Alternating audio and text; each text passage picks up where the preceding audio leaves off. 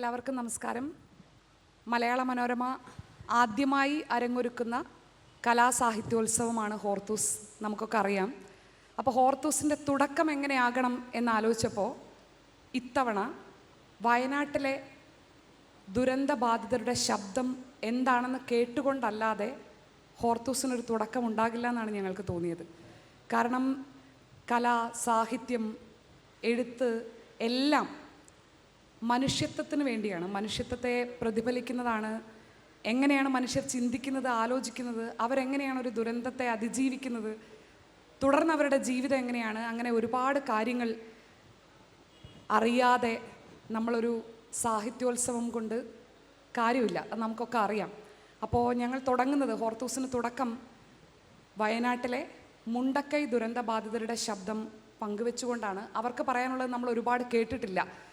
നമുക്ക് കേൾക്കാൻ ആഗ്രഹമുള്ള ഒരുപാട് കാര്യങ്ങളാണ് സത്യത്തിൽ നമ്മൾ കേട്ടത്. നമ്മളിപ്പോൾ വിചാരിക്കുന്നുണ്ടാവും വയനാട് ദുരന്തം എല്ലാവരും, ലോകത്തുള്ള മുഴുവൻ മലയാളികൾ മാത്രമല്ല, മനുഷ്യത്വമുള്ള എല്ലാവരും വിചാരിക്കുന്നത് നമ്മളെല്ലാവരും വയനാട്ടിലെ ദുരന്തബാധിതരോട് ഐക്യപ്പെട്ടു, അവരുടെ ജീവിതത്തിൽ എന്തൊക്കെ ചെയ്യാൻ പറ്റുമോ അതൊക്കെ ചെയ്യുമെന്ന് നമ്മൾ പ്രഖ്യാപിച്ചു, ഒപ്പം ഉണ്ട് എന്ന് വളരെ ശക്തമായി വീണ്ടും പറഞ്ഞു. അപ്പം നമ്മൾ ശരിക്കും വിചാരിക്കുന്നത് നമ്മളെല്ലാം ചെയ്തു കഴിഞ്ഞു എന്നാണ്. എല്ലാം ചെയ്തു, ഇനി എല്ലാം ഭംഗിയായി നടന്നോളും, ഇനി അവർ ജീവിതത്തിലേക്ക് തിരിച്ചു വന്നാൽ മാത്രം മതി എന്നാണ് നമ്മൾ വിചാരിക്കുന്നത്, അല്ലേ? നമ്മളൊക്കെ അങ്ങനെയാണ് വിചാരിക്കുന്നത്. നമ്മളൊക്കെ അവരുടെ കൂടെ ഉണ്ട്. പക്ഷേ എത്ര നമ്മൾ കൂടെ നിന്നാലും, നമുക്ക് എന്തൊക്കെ ചെയ്യാൻ കഴിഞ്ഞാലും തിരിച്ചു വരാത്ത ചിലത് അവർക്കുണ്ട്. അതുകൊണ്ട് അവരാണ് പറയേണ്ടത് അവരുടെ ജീവിതം എങ്ങനെയാണ്, എന്തായിട്ടാണ് തിരിച്ചു വരേണ്ടത്. നമ്മൾ അവരോട് പറയുകയല്ല വേണ്ടത്, അവർ നമ്മളോടാണ് പറയേണ്ടത് എങ്ങനെയാണ് ജീവിതത്തിലേക്ക് തിരിച്ചു പോകേണ്ടതെന്ന്. ഇപ്പോൾ ചർച്ചയ്ക്ക് വരുമ്പോൾ ആളുകളെ നിങ്ങൾക്ക് ആദ്യം അവതാരകയൊന്ന് പരിചയപ്പെടുത്തിയിട്ടുണ്ടെന്ന് എനിക്കറിയാം. എൻ്റെ അടുത്ത് ഒരു മനുഷ്യൻ ഇരിക്കുന്നുണ്ട്, നൗഫൽ എന്നാണ് അദ്ദേഹത്തിൻ്റെ പേര്. നൗഫലിനോട് എന്ത് ചോദിച്ചു തുടങ്ങണം എന്ന് ഒരു ധൈര്യം ആർജിക്കാൻ ഞാൻ ഇത്രയും ദിവസം എടുത്തു. എനിക്കിപ്പോഴും ഉറപ്പില്ല സത്യം പറഞ്ഞാൽ ഞാൻ നൗഫലിനോട് എന്താണ് ചോദിക്കുക. നമ്മുടെ അത്രയും ധൈര്യമൊന്നുമല്ല നൗഫലിനുള്ളത്. നൗഫലിൻ്റെ ജീവിതത്തിൽ എന്തൊക്കെ ഒരുമിച്ചുണ്ടായിരുന്നോ, എന്തൊക്കെ അടുത്തുണ്ടായിരുന്നോ അതൊക്കെ മുണ്ടക്കൈ ദുരന്തം കൊണ്ടുപോയിട്ടുണ്ട്. എല്ലാവരെയും, മാതാപിതാക്കളെ, ഭാര്യ, 3 മക്കൾ, സഹോദരൻ, അവരുടെ കുടുംബം. നൗഫലിനോട് ചോദ്യം ചോദിക്കാൻ ധൈര്യം ഉണ്ടായിക്കഴിഞ്ഞാൽ എനിക്ക് തോന്നുന്നു ഈ ചർച്ച നമുക്ക് തുടങ്ങാൻ തോന്നുന്നു. അതുകൊണ്ട് ഞാൻ നൗഫലിനോട് പറയുന്നത്, നൗഫൽ, ഞങ്ങളാരും നൗഫലിനെ ആശ്വസിപ്പിക്കാനൊന്നും മാത്രം ധൈര്യമുള്ള ആളുകളല്ല. നൗഫലാണ് ഞങ്ങൾക്ക് ധൈര്യം തരേണ്ടത്. ഇതുപോലൊരു ദുരന്തം വന്നു പോയാൽ മുണ്ടക്കൈ ദുരന്തം എന്താണെന്നാണ് നൗഫൽ ലോകത്തിനോട് പറയുക. മുണ്ടക്കൈ ദുരന്തം അവിടുത്തെ ആളുകളോട് നൗഫലിനോടൊക്കെ എന്താണ് ചെയ്തത്?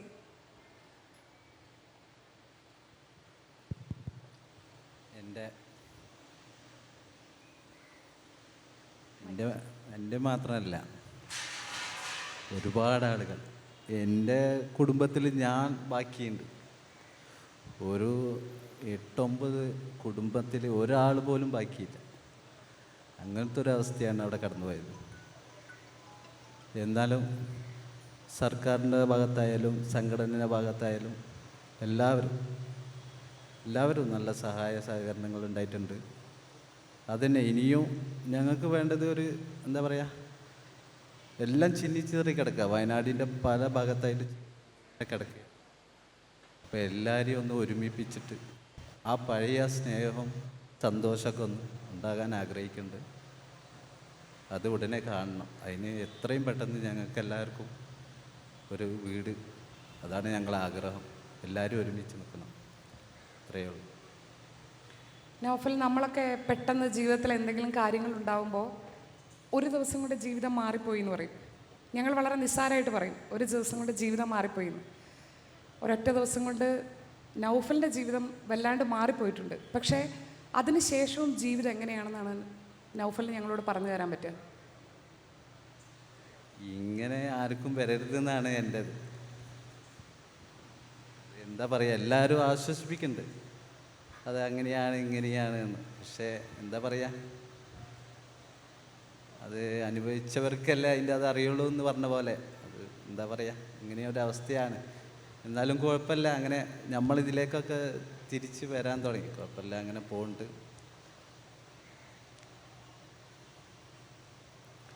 അത് മതി. നമുക്ക് നമ്മുടെ ജീവിതത്തിൽ ചെറിയ വിഷമങ്ങൾ ഉണ്ടാകുമ്പോഴേക്കും പലതരത്തിലുള്ള ഉപദേശങ്ങൾ കേൾക്കും, പല രീതിയിൽ സംസാരിക്കും. ജീവിതം ഇനി ശേഷിക്കുന്നുണ്ട്, ബാക്കിയുണ്ടെന്ന് പറയും. നൗഫൽ ഈ പറയുന്ന വാക്കുകളുടെ ഒരു ധൈര്യം വയനാട്ടിൽ മുണ്ടക്കൈ ദുരന്തത്തിന് ഇരയായ എല്ലാവരും ഇപ്പോൾ ആർജിച്ച് കഴിഞ്ഞു എന്ന് ഞാൻ വിചാരിക്കുന്നു.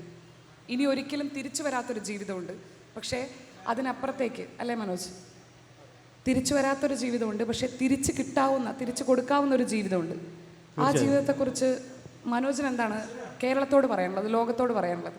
എനിക്ക് പറയാനുള്ളത്, ഞങ്ങൾ അന്ന് ആ ദുരന്തം പുലർച്ചെ 1:30 മണിക്ക് കേട്ട ആ നിമിഷം മുതൽ ഞങ്ങൾ ഫോൺ 1 മണിക്കൂറോളം നമുക്ക് വേണ്ടപ്പെട്ട ആളുകൾ, നമ്മുടെ കുടുംബക്കാരെ, നമ്മുടെ സുഹൃത്തുക്കളെ, നാട്ടുകാരെ നിരന്തരം വിളിച്ചുകൊണ്ടിരിക്കുകയാണ്. കാരണം 1 വീടോ 2 വീടോ 4 വീടോ അല്ലല്ലോ. അപ്പോൾ അടുത്തുള്ള പ്രദേശത്തെ മുഴുവൻ ആളുകളെയും നമ്മൾ ഫോണിൽ വിളിക്കും. പല ആളുകളും ഫോൺ ബിസിയാണ്. ഞങ്ങളിപ്പോൾ വരുമ്പോൾ പോലും അത് സംസാരിച്ചു. പല ആളുകളും എൻ്റെ സിസ്റ്റർ അടക്കം, എൻ്റെ പെങ്ങളെ അടക്കം വിളിക്കുമ്പോൾ ഫോൺ ബിസിയാണ്. അപ്പോൾ നമുക്കൊരു പ്രതീക്ഷയാണ്, പെങ്ങൾ എവിടെയോ ഉണ്ട്, ആരൊക്കെയോ വിളിക്കുമ്പോൾ ബിസിയായിരിക്കുകയാണ്, നമുക്ക് ഒരിക്കൽ തിരിച്ച് വിളിക്കുന്നുള്ളൊരു പ്രതീക്ഷയിലായിരുന്നു ഞങ്ങൾ. അങ്ങനെ നിരന്തരം വിളിച്ചുകൊണ്ടിരുന്ന് പിന്നെ ഞങ്ങൾ പ്രതീക്ഷ അസ്തമിച്ചു. ആ പ്രദേശത്തെ മറ്റ് ആളുകളെ കണക്ട് ചെയ്ത് കിട്ടിക്കഴിഞ്ഞപ്പോൾ നമുക്ക് മനസ്സിലായി ആ പ്രദേശം ഇല്ലാതെ. പിന്നെ എന്ത് ചെയ്യണമെന്നറിയാതെ ഞങ്ങളൊക്കെ തരിച്ചു നിന്നുപോയി. കാരണം ഒന്നും ചെയ്യാൻ കഴിയാത്ത അവസ്ഥ. നമുക്കെല്ലാ വണ്ടിയോ കാര്യങ്ങളൊക്കെ ഉണ്ട്. ഞാൻ തൊട്ട് പുറത്തായിരുന്നു, എൻ്റെ വീട് എവിടെയാണെങ്കിലും ഞാൻ എൻ്റെ മക്കളെ വിദ്യാഭ്യാസത്തിന് വേണ്ടി ഞാൻ പുറത്തായിരുന്നു. അപ്പോൾ എനിക്ക് അങ്ങോട്ട് പോകാൻ കഴിയുന്നില്ല, കയ്യും കാലും വിറച്ചിട്ട്. നമ്മളങ്ങനെ പിന്നെ പിറ്റേ ദിവസം ആ പ്രദേശം പോയപ്പോൾ ആ പ്രദേശം ഇല്ല എന്ന് പറഞ്ഞാൽ ഒരു 3 പ്രദേശം, മുണ്ടക്കൈ, ചൂൽമല, വില്ലേജ്, ഈ 3 പ്രദേശം എന്ന് പറഞ്ഞാൽ ഞങ്ങൾ ഒരുമിച്ച് ജനിച്ച് വളർന്ന നാടാണ്. ആ 3 പ്രദേശം ഇല്ലാതെ തരിച്ചുപോയി. പിന്നെ ജനങ്ങളും സർക്കാരും സന്നദ്ധ സംഘടനകളും എല്ലാവരും ചേർന്ന് ഞങ്ങളെ എന്താ പറയുക, അവിടെ വന്ന് ഈ റെസ്ക്യൂ പ്രവർത്തനം വളരെ കൃത്യമായി നടത്തിയിട്ടുണ്ട്. എല്ലാവരും ലോകത്തുള്ള എല്ലാ മലയാളികളും അതിനുള്ള പിന്തുണയും തന്നിട്ടുണ്ട്. അതെല്ലാം ഇതുവരെ ഊർജിതമായിട്ട് നടന്നിട്ടുണ്ട്. ഇപ്പോൾ സർക്കാർ പ്രഖ്യാപിച്ച സാമ്പത്തിക സഹായങ്ങളും ഇതെല്ലാം ദുരന്തം ബാധിച്ച ആളുകൾക്ക് അങ്ങനെ കിട്ടുന്നുണ്ട്. ചുരുക്കം ചില ആളുകൾക്ക് കിട്ടിയിട്ടില്ല എന്ന് പറയുന്നത് ആ 3 വാർഡിലും മുഴുവൻ ആളുകൾക്ക് വേണമെന്നുള്ള ആവശ്യങ്ങൾ വരുമ്പോൾ കുറച്ച് ആളുകൾ അതിൽ ബാക്കിയുണ്ട്. ദുരന്തം എഫക്റ്റായ അല്ലാതെ ഇൻഡയറക്റ്റായിട്ട് എഫക്റ്റായ ആളുകൾ കുറച്ച് പേര് ബാക്കിയുണ്ട്. അതല്ലാതെ എഫക്റ്റായ എല്ലാവർക്കും എല്ലാ ആനുകൂല്യങ്ങളും കിട്ടിയിട്ടുണ്ട്. ചെറിയ കേസുകൾ ഉണ്ടെങ്കിൽ പോലും എല്ലാ ആനുകൂല്യങ്ങളും കിട്ടിയിട്ടുണ്ട്. നമുക്കിപ്പോൾ ചെറിയൊരു കേസ് ഞാൻ പറയാം. ഇപ്പോൾ ഈ ഗ്യാസ് കണക്ഷൻ ഉണ്ടല്ലോ, അപ്പോൾ 2 സിലിണ്ടർ ഉപയോഗിച്ച ആളുകൾക്ക്, നേരത്തെ പൊട്ടുന്നതിന് മുമ്പ് 2 സിലിണ്ടർ ഉപയോഗിച്ച ആളുകൾക്ക് ഇപ്പോൾ 2 സിലിണ്ടർ കൊടുക്കുന്നുണ്ട്. പക്ഷേ 1 സിലിണ്ടർ മാത്രം അന്ന് ഉപയോഗിച്ച ആളുകൾക്ക് ഇപ്പോഴും 1 സിലിണ്ടറേ കൊടുക്കുന്നുള്ളൂ. അത് ഞങ്ങൾ ആവശ്യപ്പെട്ടിട്ടുണ്ട്, കളക്ടറോട് ഉൾപ്പെടെ ആവശ്യപ്പെട്ടിട്ടുണ്ട്. പക്ഷേ ഇതുവരെ കിട്ടിയിട്ടില്ല. ഇത് ചെറിയ വിഷയമാണെങ്കിൽ പോലും വലിയ കാര്യമാണ്. കാരണം സാധാരണക്കാരായിട്ടുള്ള ആളുകൾ ഇപ്പോൾ ആ 1 സിലിണ്ടർ കഴിഞ്ഞ് കഴിഞ്ഞാൽ ഹോട്ടലിൽ നിന്നാണ് ഭക്ഷണം, 2 ദിവസം എടുക്കും അവരെ അടുത്ത ഏജൻസി കൊണ്ടുവരുമ്പോൾ. അപ്പോൾ അത്തരം കാര്യങ്ങളൊക്കെ ഉണ്ട്. അതൊന്ന് തീർത്ത് പോകണമെന്നാണ് സർക്കാരിനോട് നമുക്ക് ആവശ്യപ്പെടാനുള്ളത്. പിന്നെ ഞങ്ങളിപ്പോൾ ഏറ്റവും പ്രധാനപ്പെട്ട വിഷയം എന്ന് പറയുന്നത്, നമ്മളിപ്പോൾ വാടക വീടുകളിലാണ്. സേഫായ വീടുകളിൽ താമസിക്കുന്ന ആളുകളുണ്ട്, തീരെ മോശം വീടുകളിലൊക്കെ. ഇത്രയും ആളുകൾക്ക് ഒരുമിച്ച് വാടക വീട് കിട്ടുക, ചെറിയ പ്രദേശത്ത് കിട്ടുക പറഞ്ഞാൽ കഴിയാത്തൊരു സംഭവമാണ്. അപ്പോൾ സൗകര്യമില്ലാത്ത വീടുകളിലൊക്കെ ഞങ്ങളിപ്പോൾ കഴിയുന്നുണ്ട്. ഏറ്റവും വേഗത്തിൽ ഞങ്ങളെ സേഫായ ഒരു സ്ഥലത്തേക്ക് മാറ്റി പാർപ്പിക്കണം. അത് സ്ഥിരം സംവിധാനം. ഇപ്പം ഞങ്ങൾക്ക് ജോലി ആ പ്രദേശമായിട്ട് ബന്ധപ്പെട്ട ജോലികളാണ് കൂടുതലും. അപ്പോൾ ആ പ്രദേശം ഇല്ലാതായപ്പോൾ ഇപ്പോൾ പല പ്രദേശത്തുള്ള അവിടെ എന്ത് ജോലി എടുക്കണം എന്നുള്ള ആശങ്ക ഞങ്ങൾക്ക് നിലനിൽക്കുകയാണ്. അപ്പോൾ സ്ഥിരം സംവിധാനത്തിലേക്ക് എത്തിയാൽ ഞങ്ങൾക്ക് ആ ഒരു സ്ഥിരമായിട്ടുള്ളൊരു ജോലിയിലേക്ക് പോകാൻ കഴിയും. അതിനുള്ളൊരു സംവിധാനം ഉണ്ടാക്കണം, എത്രയും പെട്ടെന്ന് ഉണ്ടാക്കണം എന്നാണ് അതിനെക്കുറിച്ച് പറയാനുള്ളത്. ഈ മുണ്ടക്കൈ ദുരന്തം ഉണ്ടായ രാത്രി നമ്മളൊരാളുടെ ശബ്ദം കേട്ടിട്ടുണ്ട്. പിറ്റേ ദിവസം അവിടെ എന്താണ് നടന്നതെന്ന് വ്യക്തമായി നമ്മളൊക്കെ അറിയുന്നതിന് മുമ്പ് അവിടുത്തെ വാർഡ് മെമ്പർ നൂറുദ്ദീൻ്റെ ഒരു കരച്ചിലിൻ്റെ ശബ്ദത്തിലുള്ള ഒരു സന്ദേശം, ഒരു കരച്ചിലായിരുന്നു അത്. എല്ലാവരും പറ്റുമെങ്കിൽ എങ്ങോട്ടെങ്കിലും ഒന്ന് മാറണേ എന്ന്. അതൊരൊറ്റയാൾ യുദ്ധമായിരുന്നു നൂറുദ്ദീൻ. മതിയായ മുന്നറിയിപ്പ് കിട്ടിയിട്ടില്ല. ചാനലുകളൊക്കെ കൊടുത്തിരുന്നു അവിടെ വലിയ പ്രശ്നം ഉണ്ടാവും എന്ന് തോന്നുന്നു. അവിടെയുള്ള നാട്ടുകാരൻ രാമസ്വാമി പറഞ്ഞത് ഞങ്ങൾ കൊടുത്തിട്ടുണ്ട്. പക്ഷേ നൂറുദ്ദീൻ്റെ കരച്ചിലൂടെയാണ് അത് വരാൻ പോകുന്ന എത്ര വലിയൊരു ദുരന്തമായിരിക്കും എന്ന് നമുക്ക് തന്നെ മനസ്സിലായത്. ഞങ്ങളുടെ എല്ലാവരുടെയും കണക്ടിവിറ്റിയൊക്കെ അവിടെ എത്തുന്നതിന് മുമ്പ് തന്നെ നൂറുദ്ദീൻ്റെ ശബ്ദത്തിൽ നിന്ന് ഞങ്ങൾക്ക് മനസ്സിലായിട്ടുണ്ട് മുണ്ടക്കൈ തുടച്ചു പോയിട്ടുണ്ട് എന്ന്. ആ ഒരു ഒറ്റയാൾ പോരാട്ടം നടത്തിയ ആ രാത്രിക്ക് മുൻപും ശേഷവും മുണ്ടക്കൈയുടെ ജീവിതം എങ്ങനെയാണ്? ഉരുൾപൊട്ടുന്നതിൻ്റെ മുമ്പ് ശരിക്കും പറയുകയാണെങ്കിൽ ഞാൻ പുത്തുമല ദുരന്തവുമായിട്ട് ബന്ധപ്പെട്ട് വീടൊക്കെ മാറി താമസിച്ച ഒരാളാണ് ഞാൻ. അങ്ങനെ രണ്ടാമത് ശരിക്കും പറയുകയാണെങ്കിൽ ഞാൻ എൻ്റെ ആദ്യത്തെ ആ ഒരു ലെവല് പോലെ എൻ്റെ കൂട്ടുകാരുടെ കൂടെ കൂടി നന്നായി ജീവിച്ച് മാനസിക സന്തോഷത്തോടെ ജീവിക്കുന്ന ഒരു സന്ദർഭം എനിക്ക് ഉണ്ടാക്കി തന്നത് മുണ്ടക്കായ് പ്രദേശമാണ്. അവിടെ ഇപ്പോൾ നൗഫൽ ഭായി ആവട്ടെ, മനോജാകട്ടെ, മനോജിനായിട്ടല്ല ഞാൻ അധികം ബന്ധം, മനോജിൻ്റെ ഒരു അനിയൻ മഹേഷിനായിട്ടാണ് ബന്ധം. അവർ ഞങ്ങളൊക്കെ നിരന്തരമായിട്ട് ഒന്നിച്ച് എന്താ പറയുക, ഒരു അച്ഛനമ്മ പെറ്റ മക്കളെ പോലെ ജീവിച്ച ഒരു നാടാണ് മുണ്ടക്കായ് ചൂരമലൊക്കെ. അവിടെ എല്ലാവർക്കും എല്ലാവരുടേതായ രാഷ്ട്രീയങ്ങളുണ്ട്, മതങ്ങളുണ്ട്, പള്ളിപ്പെരുന്നാളുണ്ട്, മുസ്ലിങ്ങളെ പെരുന്നാളുണ്ട്, അമ്പലത്തിൽ ഉത്സവങ്ങളുണ്ട്. ഇതെല്ലാം ഒരു ചടങ്ങായി നടക്കുന്നുണ്ടെങ്കിൽ ഇതൊക്കെ നടത്തുന്നതൊക്കെ ഞങ്ങൾ തന്നെ ആയിരുന്നു. അങ്ങനത്തെ ഒരു കൂട്ടുകെട്ടിൽ ഒരു കൂടപ്പിറപ്പുകളെ പോലെ ജീവിച്ചു പോകുന്ന ആ ഒരു സന്ദർഭത്തിലാണ് ഒരു രാത്രി ഒരു സ്ഫോടനം പോലെ ഒരു സൗണ്ട് വരുന്നതും, പിന്നെ ഒരു ഫ്ലൈറ്റ് വരുന്ന സൗണ്ടിൽ ഒരു മല ഇങ്ങനെ ഒലിച്ചു വരുന്നതും. ലൈവായി ഇരുടത്താണെങ്കിലും ആ സൗണ്ടും അതിൻ്റെ സംഭവം നേരിൽ കാണാൻ എനിക്ക് കഴിഞ്ഞ ആ സമയത്ത് ആകെ എന്താ ചെയ്യാൻ പറ്റുകയെന്ന് പറഞ്ഞ് നിൽക്കുന്ന സമയത്ത് ഫസ്റ്റത്തെ പൊട്ടിൽ രക്ഷപ്പെട്ട ആളുകൾ ഞങ്ങൾ നിൽക്കുന്ന സ്ഥലത്തേക്ക് ഉടുതുണിക്കും മറുതുണിയില്ലാതെ സ്ത്രീകളും ആളുകൾ ഓടി വരുന്ന സമയത്ത് പിന്നെ എന്താ ചെയ്യാന്ന് അറിയാൻ പറ്റാതെ, അതായത് ഒരു മനുഷ്യൻ്റെ മനസ്സിൽ നിന്നൊക്കെ മാറിപ്പോയിട്ട് നിൽക്കുന്ന ഒരു സമയമാണ്. ആ സമയത്ത് പിന്നെ ലോകത്തോട് വിളിച്ച് കരയാനല്ലാതെ എനിക്കൊന്നിനും പറ്റിയിട്ടില്ല. അപ്പോൾ ബഹുമാനപ്പെട്ട എൻ്റെ MLA സിദ്ദീഖ് MLA എന്നെ ആ സ്റ്റാർട്ടിങ് പോയിന്റിൽ തന്നെ വിളിച്ചുകൊണ്ട് നിൽക്കുന്നുണ്ട്. നൂറ, ഞങ്ങൾ എത്തുന്നുണ്ട്, എല്ലാവരും വരുന്നുണ്ട്, എല്ലാവരും എത്തുമെന്ന് പറയുന്നുണ്ടെങ്കിലും നമ്മളുടെ അടുത്ത് സ്ത്രീകളൊരു പറ്റം നമ്മളെ കൂടെ നിന്ന് കരയുന്നൊരു സന്ദർഭമാണ് ആ സമയത്ത് അവിടെ. ഇവർ ഓരോ സമയം ഇങ്ങനെ അടുക്കുമ്പോഴും എന്താ പറയുക, നൂറുക്ക രക്ഷപ്പെടുത്ത് എന്ന് പറയുന്ന സമയത്ത് എനിക്ക് ലോകത്തോട് കരയാനല്ലാതെ വേറൊരു വഴി എൻ്റെ മുന്നിലുണ്ടായി. അതാണ് അവിടെ സംഭവിച്ചത്. അത് കഴിഞ്ഞ് ഇപ്പോഴത്തെ മൊത്തത്തിലൊരു അവസ്ഥ എന്ന് പറയുമ്പോൾ അവിടെയുള്ള ജനങ്ങൾ ഇപ്പോൾ വാടകയ്ക്ക് മാറിയിട്ടുണ്ട്, എല്ലാവരും ജീവിക്കുന്നുണ്ട്. എങ്കിലും മാനസികമായി വളരെ വേറൊരു അന്തരീക്ഷമാണ്. ശരിക്കും ഞങ്ങൾക്കിപ്പോൾ ഇവിടെ വന്ന് നിൽക്കുന്ന ഈ ഒരു സ്റ്റേജിൽ വന്ന് നിൽക്കുമ്പോൾ ഇപ്പോൾ കിട്ടുന്നത് ഒരു 1-2 മണിക്കൂർ കഴിഞ്ഞാൽ നാട്ടിലേക്ക് തിരിച്ചെത്തുമ്പോൾ മൊത്തത്തിൽ ഞങ്ങളുടെയൊക്കെ അവസ്ഥ വേറൊരു മൈൻഡിലേക്കാണ് ഞങ്ങൾ പോകുന്നത്. അപ്പോൾ എനിക്ക് ഈ ഒരു വേളയിൽ പറയാനുള്ളത്, എത്രയും പെട്ടെന്ന് ഈ വയനാട് ജില്ലയുടെ എല്ലാ ഭാഗത്തും വയനാട് ജില്ലയിൽ ഏത് ഭാഗത്ത് പോയാലും ഏതെങ്കിലും ഒരു ചെറിയ അങ്ങാടിയിലോ അല്ലെങ്കിൽ ടൗണിലോ നമ്മളൊരു പാവപ്പെട്ടോ നിൽക്കുന്നത് നമുക്ക് കാണാൻ പറ്റും. പക്ഷേ അവരെ എത്രയും പെട്ടെന്ന് എന്ന് പറഞ്ഞാൽ യുദ്ധകാല അടിസ്ഥാനത്തിൽ ആ സ്ഥലം എടുത്തിട്ട് അവരെ എല്ലാവരും ഒരുമിച്ച് ആക്കുന്ന ഒരു ദിവസം എത്രയും പെട്ടെന്ന് വരട്ടെ എന്ന് പ്രാർത്ഥിക്കുകയാണ്. അതിന് നിങ്ങളെ എല്ലാവരുടെയും പിന്തുണ ഞങ്ങൾക്ക് ഉണ്ടാകണമെന്നും കൂടെയാണ് ഈ വേദിയിൽ പറയാനുള്ളത്. പിന്നെ നിങ്ങൾക്കറിയാം, ബഹുമാനപ്പെട്ട MLA എല്ലാം നിങ്ങൾ അറിയുന്നുണ്ടാവും. അന്ന് മുതൽ ഇന്ന് വരെ ഞങ്ങളുടെ കൂടപ്പിറപ്പായിട്ട് ഒരു MLA ആയിട്ടല്ല നിൽക്കുന്നത്. അവിടുത്തെ നാട്ടിലെ ഞങ്ങളുടെ ജ്യേഷ്ഠനായിട്ട് ഞങ്ങളുടെ കൂടെ ഇന്നും നിൽക്കുന്നുണ്ട് അദ്ദേഹം ഞങ്ങൾക്കൊരു പ്രചോദനമാണ്. അതുപോലെ മനോജ്, അതുപോലെ ഞങ്ങൾക്ക് വേണ്ടപ്പെട്ട ആളുകളൊക്കെ ഇതിനു വേണ്ടി പ്രവർത്തിക്കുന്നുണ്ട്. പക്ഷേ എനിക്കിപ്പോഴും പറയാനുള്ളത്, ഈ തെരുവിൽ കിടക്കുന്ന പാവങ്ങൾ എത്രയും പെട്ടെന്ന് ഇത് കേൾക്കുന്ന ഈ ലോകത്തോട് എനിക്ക് പറയാം, എത്രയും പെട്ടെന്ന് ഞങ്ങളെ എല്ലാവരെയും ഒരു ചെറിയ വീടാണെങ്കിലും സ്ഥലമെടുത്ത് എത്രയും പെട്ടെന്ന് അവിടെ അവരെത്തിക്കണം എന്നാണ് എനിക്ക് പറയാനുള്ളത്.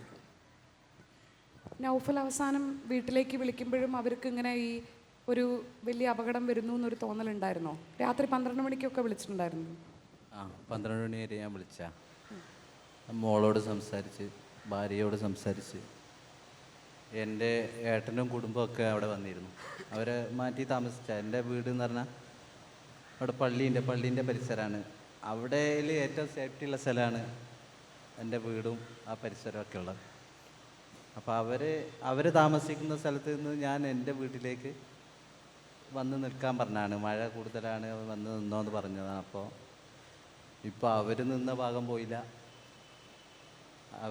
ഞാൻ വരുത്തിയ സ്ഥലം പോയി. അവരോട് സംസാരിച്ചു, ഒരു 12:30 വരെ ഞാൻ സംസാരിച്ചിട്ടുണ്ട്. ഇപ്പോൾ കുഴപ്പമൊന്നുമില്ല, മഴ കുറവുണ്ട്, ഇപ്പോൾ കുഴപ്പമൊന്നുമില്ല എന്ന് പറഞ്ഞതാണ്. പിന്നെ ഇത് അറിഞ്ഞതിന് ശേഷം ഞാൻ വിളിച്ചു നോക്കുമ്പോൾ എല്ലാവരും ഫോണിലേക്കും വിളിക്കുന്നുണ്ട്. ഭാര്യേൻ്റെ, ബാപ്പാൻ്റെ, ഉമ്മാൻ്റെ, ജ്യേഷ്ഠൻ്റെ എല്ലാവരും വിളിച്ചു. അതിലൊന്നും റിങ് ചെയ്യാന്നല്ലാതെ ഇവരൊന്നും ഫോൺ എടുക്കില്ല. അപ്പം തന്നെ എനിക്ക് മനസ്സിലായി അവിടെ എന്തോ ഒരു വിപത്ത് സംഭവിച്ചിട്ടുണ്ട്. പിന്നെ അങ്ങനെ ഗ്രൂപ്പുകളിൽ പറയുന്നുണ്ട് ഈ ഭാഗം ഇങ്ങനെ ഇത്രയും ഭാഗം പോയിട്ടുണ്ട് എന്ന് പറയുമ്പോൾ തന്നെ ഞാൻ ഏകദേശം ഓർപ്പിച്ചു. അങ്ങനെ ആ രാത്രി തുടച്ചു പോയ ഒരു ഗ്രാമത്തിനെ, ഒരു ജനതയെ അങ്ങനെ തുടച്ചു കളഞ്ഞൊരു ദുരന്തമാണ്. ഞങ്ങൾ അന്ന് ജനപ്രതിനിധിയെ കണ്ടത്, ജനപ്രതിനിധി ടി സിദ്ദിഖിനെ കണ്ടത് വാക്കുകളില്ല, ഉറക്കമില്ല, ഇവരുടെ കൂടെ ഓടുക. അതൊന്നും കൂടുതലൊന്നുമല്ല, അതിൽ കൂടുതൽ എന്ത് ചെയ്യാൻ പറ്റുമോ അതൊക്കെ ടി സിദ്ദിഖ് എന്ന MLA ചെയ്യേണ്ട കാര്യങ്ങൾ തന്നെയാണ്. പക്ഷേ ഇപ്പം 3 മാസമായി, ഇന്നലെ 3 മാസം തികഞ്ഞു മുണ്ടക്കൈ ദുരന്തം ഉണ്ടായിട്ട്. 3 മാസം കൊണ്ട് നമുക്ക് അവർക്ക് കൊടുക്കാവുന്ന നീതി കൊടുത്തിട്ടുണ്ടോ? നെഞ്ചിൽ കൈവച്ച് പറഞ്ഞാൽ 3 മാസം കൊണ്ട് അവർക്ക് കൊടുക്കാവുന്ന എല്ലാ കാര്യങ്ങളും കൊടുത്തു തീർക്കാൻ സാധിച്ചിട്ടില്ല എന്നതാണ് എൻ്റെ ഒരു ഹൃദയം തൊട്ടുള്ള വിലയിരുത്തൽ. ഒന്ന്, ഉറ്റവർ നഷ്ടപ്പെട്ടവർ, കിടപ്പാടം നഷ്ടപ്പെട്ടവർ എല്ലാം നശിപ്പിച്ചു പോയതായിരിക്കുന്ന ഒരു പ്രകൃതി ദുരന്തം. സ്വന്തം നാട്ടിൽ നിന്ന് വേറൊരു നാട്ടിലേക്ക് പറിച്ച് നടപ്പെട്ട് അവരവിടെ നിൽക്കുകയാണ്. ഇപ്പോൾ തുടക്കത്തിലെ സാഹചര്യമല്ല. എൻ്റെ ഒരു വിലയിരുത്തൽ, അവർക്ക് അവരുടെ മെൻ്റൽ ട്രോമ അത് റിലീസ് ചെയ്യാനുള്ള മെക്കാനിസവും കൗൺസിലിങ്ങും എല്ലാ സംവിധാനവും നടക്കുന്നുണ്ട്. പക്ഷേ എന്നാലും ഈവൻ ദോ അവരുടെ മെൻ്റൽ ട്രോമ ഒരു ഭാഗത്ത് നിൽക്കുകയാണ്. 2, വൈവിധ്യമുള്ളതായിരിക്കുന്ന ഓരോ പുനരധിവസിപ്പിക്കപ്പെടേണ്ടതായിരിക്കുന്ന മനുഷ്യൻ്റെ പ്രശ്നങ്ങളുണ്ട്. ആ പ്രശ്നങ്ങൾ പൂർണ്ണമായി അഡ്രസ്സ് ചെയ്യപ്പെട്ടിട്ടില്ല. അതിന് പലവിധ കാരണങ്ങളുണ്ട്. ആ കാരണങ്ങൾ കറക്റ്റായി അഡ്രസ്സ് ചെയ്യപ്പെട്ട് പുനരധിവാസം പൂർണ്ണമാകുന്നത് വരെ നമ്മൾ ഒരുമിച്ച് കൃത്യതയോടുകൂടി പ്ലാൻ ചെയ്ത് ആ പ്രയാണം ടൈം ബൗണ്ടായിട്ടുള്ള ഒരു മിഷനാക്കി എടുക്കണം. ഇപ്പോൾ ചിലർക്ക് വീടുകളിൽ പരിമിതികളുണ്ട്. 2, മരുന്നുകൾ ഉപയോഗിക്കുന്ന ആളുകൾക്ക് ഫ്രിഡ്ജില്ലാത്തതിൻ്റെ അഭാവമുണ്ട്. ഉന്നത വിദ്യാഭ്യാസം നടത്തുന്ന കുട്ടികൾക്ക് അവരുടെ ഫീസിൻ്റെതായിരിക്കുന്ന പ്രശ്നങ്ങളുണ്ട്. അവിടെ നിത്യരോഗികളുണ്ട്, അവിടെ കിടപ്പ് രോഗികളുണ്ട്, അവിടെ ക്യാൻസർ രോഗികൾ ഉൾപ്പെടെയുള്ളതായിരിക്കുന്ന രോഗികളുണ്ട്. അങ്ങനെ വൈവിധ്യമുള്ളതായിരിക്കുന്ന അവരുടെ ഒരുപാട് പ്രശ്നങ്ങളാണ്. ആ പ്രശ്നങ്ങൾ എനിക്ക് സമയം കിട്ടുമ്പോൾ ഞാൻ വെറുതെ നടക്കും. ആ വെറുതെ നടക്കുമ്പോൾ നമുക്ക് കുറേ ആളുകൾ കിട്ടും. അത് അവരുടെ പ്രശ്നം അറിയാനുള്ളതായിരിക്കുന്ന ഒരു ശ്രമമാണ്. അവരിൽ നിന്ന് കിട്ടുന്നത് മുഴുവൻ റെക്കോർഡാക്കി കലക്ടറെ, മന്ത്രിയെ, അതുപോലെ തഹസിൽദാരെ ഇവരൊക്കെ അറിയിച്ചു കോർഡിനേഷൻ നടത്തുക. എനിക്ക് ഒരു കാര്യം പ്രത്യേകം എടുത്തു പറയാനുള്ളത്, ഈ ദുരന്തത്തിൽ രാഷ്ട്രീയം കലർത്തരുത് എന്ന് തുടക്കത്തിൽ ആദ്യത്തെ മണിക്കൂർ കഴിഞ്ഞപ്പോൾ ഞാനൊരു തീരുമാനം എടുത്തിരുന്നു. എന്ത് പ്രകോപനം ഏത് തലത്തിൽ നിന്നുണ്ടായാലും മുണ്ടകൈ ചൂരൽമല ദുരന്തത്തിൽ ഒരു രീതിയിലുള്ള രാഷ്ട്രീയവും കടന്നു വരരുത്. കാരണം ഇത് എല്ലാം തുടച്ചു നീക്കപ്പെട്ടതായിരിക്കുന്ന മനുഷ്യരാണ്. അത് കഴിഞ്ഞ് രാഷ്ട്രീയമുള്ളൂ. അതുകൊണ്ട് അവിടെ ഒരു രീതിയിലുള്ള പ്രകോപനത്തിനും ഞാനോ അല്ലെങ്കിൽ മറ്റുള്ളവരോ വിധേയമാകരുത് എന്നുള്ള നിർബന്ധമുണ്ടായിരുന്നു. ആ ഏകോപനം ഇപ്പോഴും തുടരുകയാണ്. വീഴ്ചകൾ നമ്മൾ ചൂണ്ടിക്കാണിക്കും. ആ വീഴ്ചകൾ ചൂണ്ടിക്കാണിക്കുന്നത് പ്രശ്നങ്ങൾ പരിഹരിക്കപ്പെടുന്നതിന് വേണ്ടിയാണ്. പക്ഷേ രാഷ്ട്രീയം എന്നതായിരിക്കുന്ന തലത്തിൽ ആദ്യമായി ഞാനൊരു സ്റ്റേറ്റ്മെൻറ്റ് നടത്തിയത് അസംബ്ലിയിലാണ്. അത് പ്രധാനമന്ത്രിയുമായി ബന്ധപ്പെട്ടുകൊണ്ടാണ്. അത് കേന്ദ്ര സർക്കാർ കാണിച്ചതായിരിക്കുന്ന ഒരു സമീപനത്തിൻ്റെ ഭാഗമാണ്. ഞാനിപ്പോൾ ഓരോരോ പേരുകൾ വെച്ചുകൊണ്ട് പറയാം. സാരജ് എന്ന് പറയുന്ന കുട്ടി, അവൻ MCA പഠിക്കുകയാണ് പോണ്ടിച്ചേരി യൂണിവേഴ്സിറ്റി. അവൻ്റെ അച്ഛനും അമ്മയും പോയി, അവന് വേണ്ടപ്പെട്ടവർ മുഴുവൻ പോയി. അഭിനന്ദ് എന്ന് പറയുന്ന കുട്ടി പഠിക്കുന്നത് ടൂറിസം കോഴ്സിനാണ്, ട്രിവാൻഡ്രത്താണ്. ഷിംറോൺ ആലക്കൽ എന്ന് പറയുന്ന കുട്ടി പഠിക്കുന്നത് അമേരിക്കയിലെ നോർത്ത് വിച്ച് യൂണിവേഴ്സിറ്റിയിലാണ്. അങ്ങനെ അവിടെ അപ്ന എന്ന് പറഞ്ഞ കുട്ടി പഠിക്കുന്നത് കാലിക്കറ്റ് യൂണിവേഴ്സിറ്റിയിൽ സെൽഫ് ഫിനാൻസിങ് കോഴ്സിനാണ്. MBBS പഠിക്കുന്ന കുട്ടികളുണ്ട്. നിരവധിയായിട്ടുള്ള പഠിക്കുന്ന 98 കുട്ടികളുടെ സ്റ്റാറ്റസ് സർവേ ഞാൻ എൻ്റെ ഓഫീസിൽ തന്നെ നടത്തി. എൻ്റെ ഓഫീസിൽ 8 പേര് അതിന് വർക്ക് ചെയ്യാണ്. ഒരു സ്പെഷ്യൽ ഓഫീസ് ഞാൻ തുറന്നിട്ടുണ്ട്. ആ ഡാറ്റ മുഴുവൻ എടുത്ത് ഞങ്ങളതിൻ്റെ പ്രോസസ്സ് ചെയ്തുകൊണ്ടിരിക്കുക. മലബാർ ഗോൾഡുമായിട്ടുള്ള ചർച്ച നടത്തി മലബാർ ഗോൾഡ് അത് മുഴുവൻ സ്പോൺസർ ചെയ്യാമെന്ന് തത്വത്തിൽ സമ്മതിച്ച് നിൽക്കുകയാണ്. അങ്ങനെ ഇവർ നേരിടുന്ന വൈവിധ്യമുള്ളതായിരിക്കുന്ന പ്രശ്നങ്ങളുണ്ട്. ആ പ്രശ്നങ്ങളിലേക്ക് കേന്ദ്ര സംസ്ഥാന സർക്കാരുകൾ കടന്ന് അത് പരിഹരിക്കപ്പെടണം. ഇപ്പോൾ പുനരധിവാസം 2 സ്ഥലം നമ്മൾ കണ്ടെത്തി. ആ കണ്ടെത്തിയ സ്ഥലം കോടതിയുടെ മുമ്പിലേക്ക് എത്തിപ്പെട്ടിരിക്കുകയാണ്. അത് കോടതിയുടെ മുമ്പിൽ എത്തിപ്പെടുന്നത് എക്സിക്യൂഷന് സഹായകരമായ രീതിയിൽ ആയിരുന്നെങ്കിൽ അത് ഗുണപരമായിരുന്നു. പക്ഷേ ഇപ്പോൾ ലീഗൽ ഫൈറ്റിൻ്റെ പശ്ചാത്തലത്തിലാണ് അത് അവിടെ എത്തിപ്പെട്ടിരിക്കുന്നത്. അതൊക്കെ ആശങ്കയുളവാക്കുന്ന കാര്യമാണ്. ഒരു താല്പര്യങ്ങളുമില്ല. ആകെയുള്ള ഒരൊറ്റ താല്പര്യം ഇവരെ പെട്ടെന്ന് വീടുകളിലേക്ക് എത്തിക്കുക എന്നുള്ള ഒറ്റ താല്പര്യമാണ്.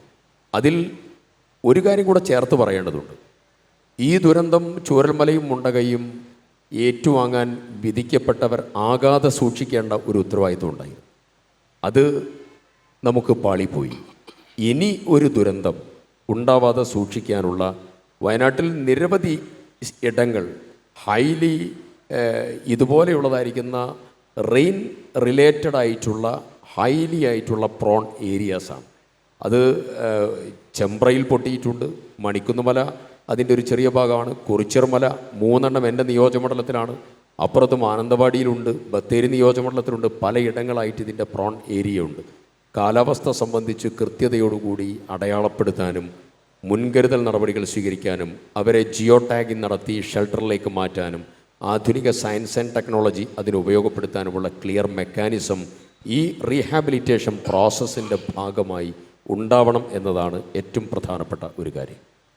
അതിൽ സിദ്ദിഖ്, ഞാൻ വിചാരിക്കുകയായിരുന്നു, ഒരു മഴ പെയ്യുമ്പോൾ അല്ലേ, ഇനിയൊരു മഴ ശക്തമായി പെയ്യുമ്പോൾ നിങ്ങളുടെ മനസ്സിൽ എന്തായിരിക്കും? അവിടെ കൃത്യമായൊരു മുന്നറിയിപ്പ് സംവിധാനം പിന്നെ വന്നോ? 3 മാസം കൊണ്ട് ഏറ്റവും ആദ്യം ചെയ്യേണ്ട ഒരു കാര്യം അതാണ്. മഴയുടെ തോത് എത്രയാണെന്ന് അറിയണം. മഴ പെയ്താൽ മാറി താമസിക്കണമെങ്കിൽ നിങ്ങൾക്ക് മുന്നറിയിപ്പ് കിട്ടണം. അങ്ങനെ ഒരു മുന്നറിയിപ്പ് സംവിധാനം അവിടെ ഉണ്ടോ? മഴ പെയ്യുമ്പോൾ നിങ്ങൾക്ക് പേടിക്കേണ്ടി വരുന്നില്ലേ? തീർച്ചയായിട്ടും. ഇപ്പോൾ ഇപ്പോൾ ഞങ്ങൾ മാറി താമസിക്കുന്ന ജില്ലേൻ്റെ പല ഭാഗങ്ങളിലാണ്. പക്ഷേ അപ്പോൾ പോലും ഞങ്ങൾക്ക് പേടിയാണ്. മഴ വരുമ്പോൾ ആ ഒരു ഭീതി ഇപ്പോഴും വിട്ടുമാറിയിട്ടില്ല മനസ്സിൻ്റെ ഉള്ളിൽ നിന്ന്. അപ്പോൾ കൃത്യമായ ഒരു മുന്നറിയിപ്പ് സംവിധാനം ആ പ്രദേശത്ത് വേണമെന്നുള്ളൊരു ആവശ്യമാണ്. അത് ഇപ്പോൾ പുൽപ്പള്ളിയിൽ എവിടെയോ വരുന്നുണ്ടെന്ന് പറഞ്ഞു. പക്ഷേ അത് പുൽപ്പള്ളിയിൽ വന്നാൽ ഞങ്ങളുടെ ആ പ്രദേശത്ത് മേപ്പാടി പ്രദേശത്തേക്ക് കൃത്യമായിട്ട് അലർട്ട് കൊടുക്കാനുള്ള സംവിധാനം ആവുമെന്ന് അറിയില്ല. പക്ഷേ അവിടെ മലയോര പ്രദേശമാണ്. അവിടെ കൃത്യമായ മഴക്കാലത്ത് അലർട്ട് കിട്ടാനുള്ള ഒരു സംവിധാനം വേണമെന്ന് ഞങ്ങൾക്കൊരു ആവശ്യമുണ്ട്. അത് പ്രത്യേകം പരിഗണിക്കണം എന്നാണ് പറയാനുള്ളത്. അതിൻ്റെയൊക്കെ പ്രാധാന്യം ശരിക്കും സർക്കാരിനും MLA-ക്കും ഒക്കെ മനസ്സിലാവുന്നുണ്ടോ? ഞാൻ മനസ്സിലാക്കുന്നത് അവിടെ ഇപ്പോഴും മഴവെള്ളം വന്ന് വീഴുന്നിടത്ത് ഒരു മീറ്റർ വെച്ചിട്ട് കൈകൊണ്ട് അളക്കുകയാണ്. ഒന്ന് ആലോചിച്ച് നോക്കണം. ലോകത്തെ AI ഉപയോഗിച്ച് വിമാനം പറത്താം എന്ന് നമ്മൾ സംസാരിക്കുകയും മനുഷ്യർക്ക് പകരം AI എല്ലാ ജോലികളും ചെയ്യും എന്ന് പറയുന്ന ഒരു കാലത്താണ് ഏറ്റവും കൂടുതൽ കാലാവസ്ഥ വെല്ലുവിളിയുള്ള ഒരു സ്ഥലത്ത്, മഴ പെയ്യുമ്പോൾ മനുഷ്യൻ്റെ നെഞ്ചിടിക്കുന്ന ഒരു സ്ഥലത്ത് പോയിട്ട് നമ്മൾ മീറ്റർ വെച്ചിട്ട് കൈകൊണ്ട് എത്ര മഴ പെയ്തു നോക്കുന്നത് വളരെ സീരിയസ് ആയിട്ടുള്ള കാര്യമാണ്. അത് ചൂരൽമല മുണ്ടകൈ മാത്രമല്ല, കള്ളാടി ഏരിയ മാത്രമല്ല, വയനാട് ജില്ല ഉൾപ്പെടെ മലയോര മേഖലകളിൽ മുഴുവൻ പ്രത്യേകമായിട്ടുള്ള ശ്രദ്ധയുണ്ടാവേണ്ട ഏറ്റവും പ്രധാനപ്പെട്ട സബ്ജക്റ്റാണ്. 2019 ചൂരൽമല പുത്തുമല ദുരന്തമുണ്ടായി. 2020 ഇതേ മുണ്ടകയിൽ ഉരുൾപൊട്ടലുണ്ടായി. 84 മുണ്ടകയിൽ പിന്നെ അതിന് മുമ്പേ ഉരുൾപൊട്ടലുണ്ടായി. ഇത്രയധികം ഇഷ്യൂസ് ഉണ്ടായിട്ടുള്ള ഒരു സ്ഥലത്ത് ഒഫീഷ്യലായിട്ടുള്ള റെയിൻ ഗേജ് സിസ്റ്റം ഇല്ല, ഒന്നതാണ്. 2, വയനാട്ടിലെ പ്രധാനമായിട്ടും മഴ അളക്കുന്നതായിട്ടുള്ള കേന്ദ്രം അമ്പലവയലാണ്. അമ്പലവയൽ, പിന്നെ കള്ളാടിയിൽ ഒരു റെയിൻ ഗേജിങ് സിസ്റ്റമുണ്ട്. കള്ളാടിയിലുള്ളത് ഇറിഗേഷൻ ഡിപ്പാർട്ട്മെൻറ്റുമായി ബന്ധപ്പെട്ടുകൊണ്ടാണ്. അമ്പലവയൽ എന്നുള്ളത് റെയിൻ ഷാഡോ റീജിയനാണ്, ഏറ്റവും കുറവ് മഴ കിട്ടുന്ന റീജിയനാണ്. ഈ കള്ളാടിയും അമ്പലവയലും തമ്മിലുള്ളതായിരിക്കുന്ന റെയിൻ ഡിഫറൻസ് വലിയ ഡിഫറൻസാണ്. അപ്പോൾ നിലവിൽ അമ്പലവയലിൽ പെയ്യുന്നതായിരിക്കുന്ന മഴ വെച്ച് വയനാട്ടിലെ ടോട്ടൽ മഴയെ അളക്കരുത്. ഒന്ന്, ഞാൻ 2.5 മണിക്കൂർ ഞാനൊരു ടീം ബിൽഡ് ചെയ്തു. അതിൽ ഇത് പഠിക്കുന്നതായിട്ടുള്ള PhD സ്റ്റുഡൻസ് ഉൾപ്പെടെയുള്ള ടീമാണ്. ഞങ്ങൾ ഡോക്ടർ വിഷ്ണുദാസിൻ്റെ കൂടെ 2.5 മണിക്കൂർ ഞങ്ങളിരുന്നു. വീണ്ടും തുടർച്ചയായി ഞങ്ങൾ ഇരുന്നിട്ടുണ്ട്. ഹ്യൂമിൻ്റെ സയൻറ്റിസ്റ്റാണ് അദ്ദേഹം. നേരത്തെ ഈ വിവരം കൊടുത്തു. അവിടെയാണ് ഇതിൻ്റെ ഒരു വല്ലാത്ത വിഷമകരമായ. അപ്പം ഞാനതിൽ ഒരു പ്രധാനപ്പെട്ട കാര്യം പറയുന്നത്, പ്രൈവറ്റ് ഗവൺമെൻറ് പാർട്ട്ണർഷിപ്പ് ഈ മേഖലയിൽ തീരെ ഇല്ല. 2, ഞാൻ അമ്പലവയലിലെ അതിൻ്റെ റെയിൻ ഡാറ്റ എടുക്കുന്നതിന് വേണ്ടി ഞാനൊന്ന് ചോദിച്ചവർ പറഞ്ഞു ഫീസ് അടയ്ക്കണം എന്ന് പറഞ്ഞു. അപ്പോൾ ഞാൻ ഗവൺമെൻറ്റിൽ ഇത് പറയാൻ വേണ്ടി ഞാൻ ഫീസ് അടച്ചു. 1000 രൂപ കൊടുത്താണ് ഞാൻ ഫീസ് അടച്ചത്. ഡാറ്റ റിസർച്ച് ചെയ്യുന്ന ആളുകൾക്ക് പബ്ലിക്കായി കിട്ടുന്നില്ല. മറ്റൊന്ന്, ISRO ഉൾപ്പെടെയുള്ളതായ നമ്മുടെ കേന്ദ്ര ഗവൺമെൻറ് സ്ഥാപനങ്ങളിൽ നിന്ന് ഇതിൻ്റെ സാറ്റലൈറ്റ് മാപ്പ് ചോദിച്ചിട്ട് കിട്ടിയിട്ടില്ല. അതേ സമയത്ത് നാസയിൽ നിന്ന് കിട്ടിയിട്ടുണ്ട്, ഇതര യൂറോപ്യൻ രാജ്യങ്ങളിൽ നിന്ന് അവർക്ക് കിട്ടിയിട്ടുണ്ട്. അപ്പോൾ ഡാറ്റ റിസർച്ച് നടത്താനുള്ള ഡാറ്റ അവൈലബിൾ അല്ല എന്നുള്ളത് ഏറ്റവും പ്രധാനപ്പെട്ട പ്രശ്നം. 29-ാം തീയതി ഓറഞ്ച് അലർട്ടാണ്. ഓറഞ്ച് അലർട്ട് എന്ന് പറഞ്ഞാൽ 200 മില്ലിമീറ്റർ മഴ വരെ ഓറഞ്ച് അലർട്ടാണ്. 200 മില്ലിമീറ്റർ മഴ പെയ്യുമ്പോഴത്തേക്ക് ആ മണ്ണങ്ങ് കുതിർന്നു വരും. പിന്നെ മെല്ലെ ചെറിയതായിരിക്കുന്ന വെള്ളത്തിൻ്റെ കളറ് മാറി അത് ഒരു 300 ആകുമ്പോഴത്തേക്ക് ലാൻഡ് സ്ലൈഡിൻ്റെ സാധ്യത വന്ന് 400 കഴിയുമ്പോഴത്തേക്ക് പൊട്ടുന്നതായിരിക്കുന്ന അന്തരീക്ഷം വരും. അത് ഏറ്റവും കൂടുതൽ വളരെ ഗൗരവതരമായി വരുന്നതായ ഒരു ഏരിയയാണ് മുണ്ടകൈ. ആ മുണ്ടകൈയിൽ ഓറഞ്ച് അലർട്ട് വന്നാൽ പിന്നെ എത്രത്തോളം മഴ പെയ്യുന്നു എന്ന് അടിയന്തരമായി നിരീക്ഷിക്കാനുള്ള സംവിധാനം നമുക്കില്ലാതെ പോയി. അവിടെ പിന്നെ മഴ പെയ്തത് 324 മില്ലിമീറ്റർ മഴ. ഇത് നമുക്ക് അറിയാവുന്നതാണ് സിദ്ദിഖ്. ഞാൻ ചോദിക്കുന്നത് എന്താ ഇല്ലാത്തത്? പ്രതിപക്ഷം കേരളത്തിലെ ഏതൊക്കെ കാര്യങ്ങളിൽ, ഞാൻ രാഷ്ട്രീയം പറയല്ല, പക്ഷേ വയനാടിന് തൊട്ടടുത്ത പ്രദേശത്ത് ജീവിക്കുന്ന ഒരാളെന്ന നിലയിൽ ആ ജനത അനുഭവിക്കുന്ന എന്തൊക്കെ തരത്തിലുള്ള അവഗണനകളുണ്ട് അതൊന്നും ഞാനിപ്പോൾ ചോദിക്കുന്നില്ല. ഗതാഗത സൗകര്യങ്ങൾ, മെഡിക്കൽ കോളേജ്, ഒരു നല്ല ഒരു അത്യാവശ്യം വന്നാൽ, ഒരു അപകടം ഉണ്ടായാൽ ആ ചുരം ഇറങ്ങി താഴെ വരണം. നമ്മളൊക്കെ കോഴിക്കോട്ടുകാരാണ്. ഇവിടെ വന്നിട്ട് വേണം ആ ജനതയ്ക്ക്. ഇപ്പോഴാണ് ചെറിയ 1-2 നല്ല ചികിത്സാ സംവിധാനങ്ങൾ ഉണ്ടായത്. കേരളത്തിലെ ആൾക്കാരാണ്, കേരളത്തിലെ ഭാഗമാണ് വയനാട്ടുകാർ. അവർ അനുഭവിക്കുന്ന അവഗണനയ്ക്ക് കയ്യും കണക്കുമില്ല. അവിടെ മഴ പെയ്താൽ ഉരുൾപൊട്ടൽ ഉണ്ടാകുന്ന സയൻസ് എഴുതി വെച്ചിട്ടുള്ള സ്ഥലങ്ങളുണ്ട്. അവിടെ ഒരു മഴപാപിനി സ്ഥാപിക്കാൻ സർക്കാരിന് പറ്റുന്നില്ലെങ്കിൽ, കേന്ദ്ര സർക്കാരിന് പറ്റുന്നില്ലെങ്കിൽ, സംസ്ഥാന സർക്കാരിന് പറ്റുന്നില്ലെങ്കിൽ, എന്തുകൊണ്ടാണ് നമ്മുടെ പ്രതിപക്ഷം അവിടെ സമരം ചെയ്യാത്തത്? ഒന്ന്, ഇത് വളരെ പ്രധാനപ്പെട്ട രാഷ്ട്രീയ ചോദ്യമല്ല, നിലനിൽപ്പിൻ്റെ ചോദ്യമാണ്. അതിൽ വളരെ കൃത്യമായിട്ട് പറയാം. നേരത്തെ ഗീത കളക്ടറാകുന്ന സമയത്ത് അവിടെയുള്ള പ്രധാനപ്പെട്ട ലാൻഡ് സ്ലൈഡ് ഏരിയ അവിടെ ഒരു മാപ്പിംഗ് നടന്നു. അതൊരു ബുക്കാക്കി അവർ ഡെവലപ്പ് ചെയ്തു. അതിൻ്റെ മുന്നോട്ടുള്ള പ്രയാണം നടക്കുക. ആ പ്രയാണം നടക്കുന്ന സമയത്ത് ഇമ്മീഡിയറ്റ് ആയിട്ട് അവർ ട്രാൻസ്ഫർ ചെയ്തതിന് ഗവൺമെൻറ് റീസൺസ് ഉണ്ടാവും. പക്ഷേ അവർ ട്രാൻസ്ഫർ ചെയ്തത് ആലോചിക്കണം, മഴ വരുന്നതിന് 2 മാസം മുമ്പാണ്. രേണുരാജ് കളക്ടറെ മാറ്റി ഇപ്പം മേഘശ്രീ IAS, അവരൊക്കെ നന്നായി ജോലി ചെയ്യുന്ന കളക്ടേഴ്സാണ്. മേഘശ്രീ IAS കൊണ്ടുവരുന്നത് 20 ദിവസം മുമ്പാണ്. മഴ പെയ്യുന്നതിൻ്റെ 20 ദിവസം മുമ്പാണ് അവരെ അപ്പോയിൻ്റ് ചെയ്യുന്നത്.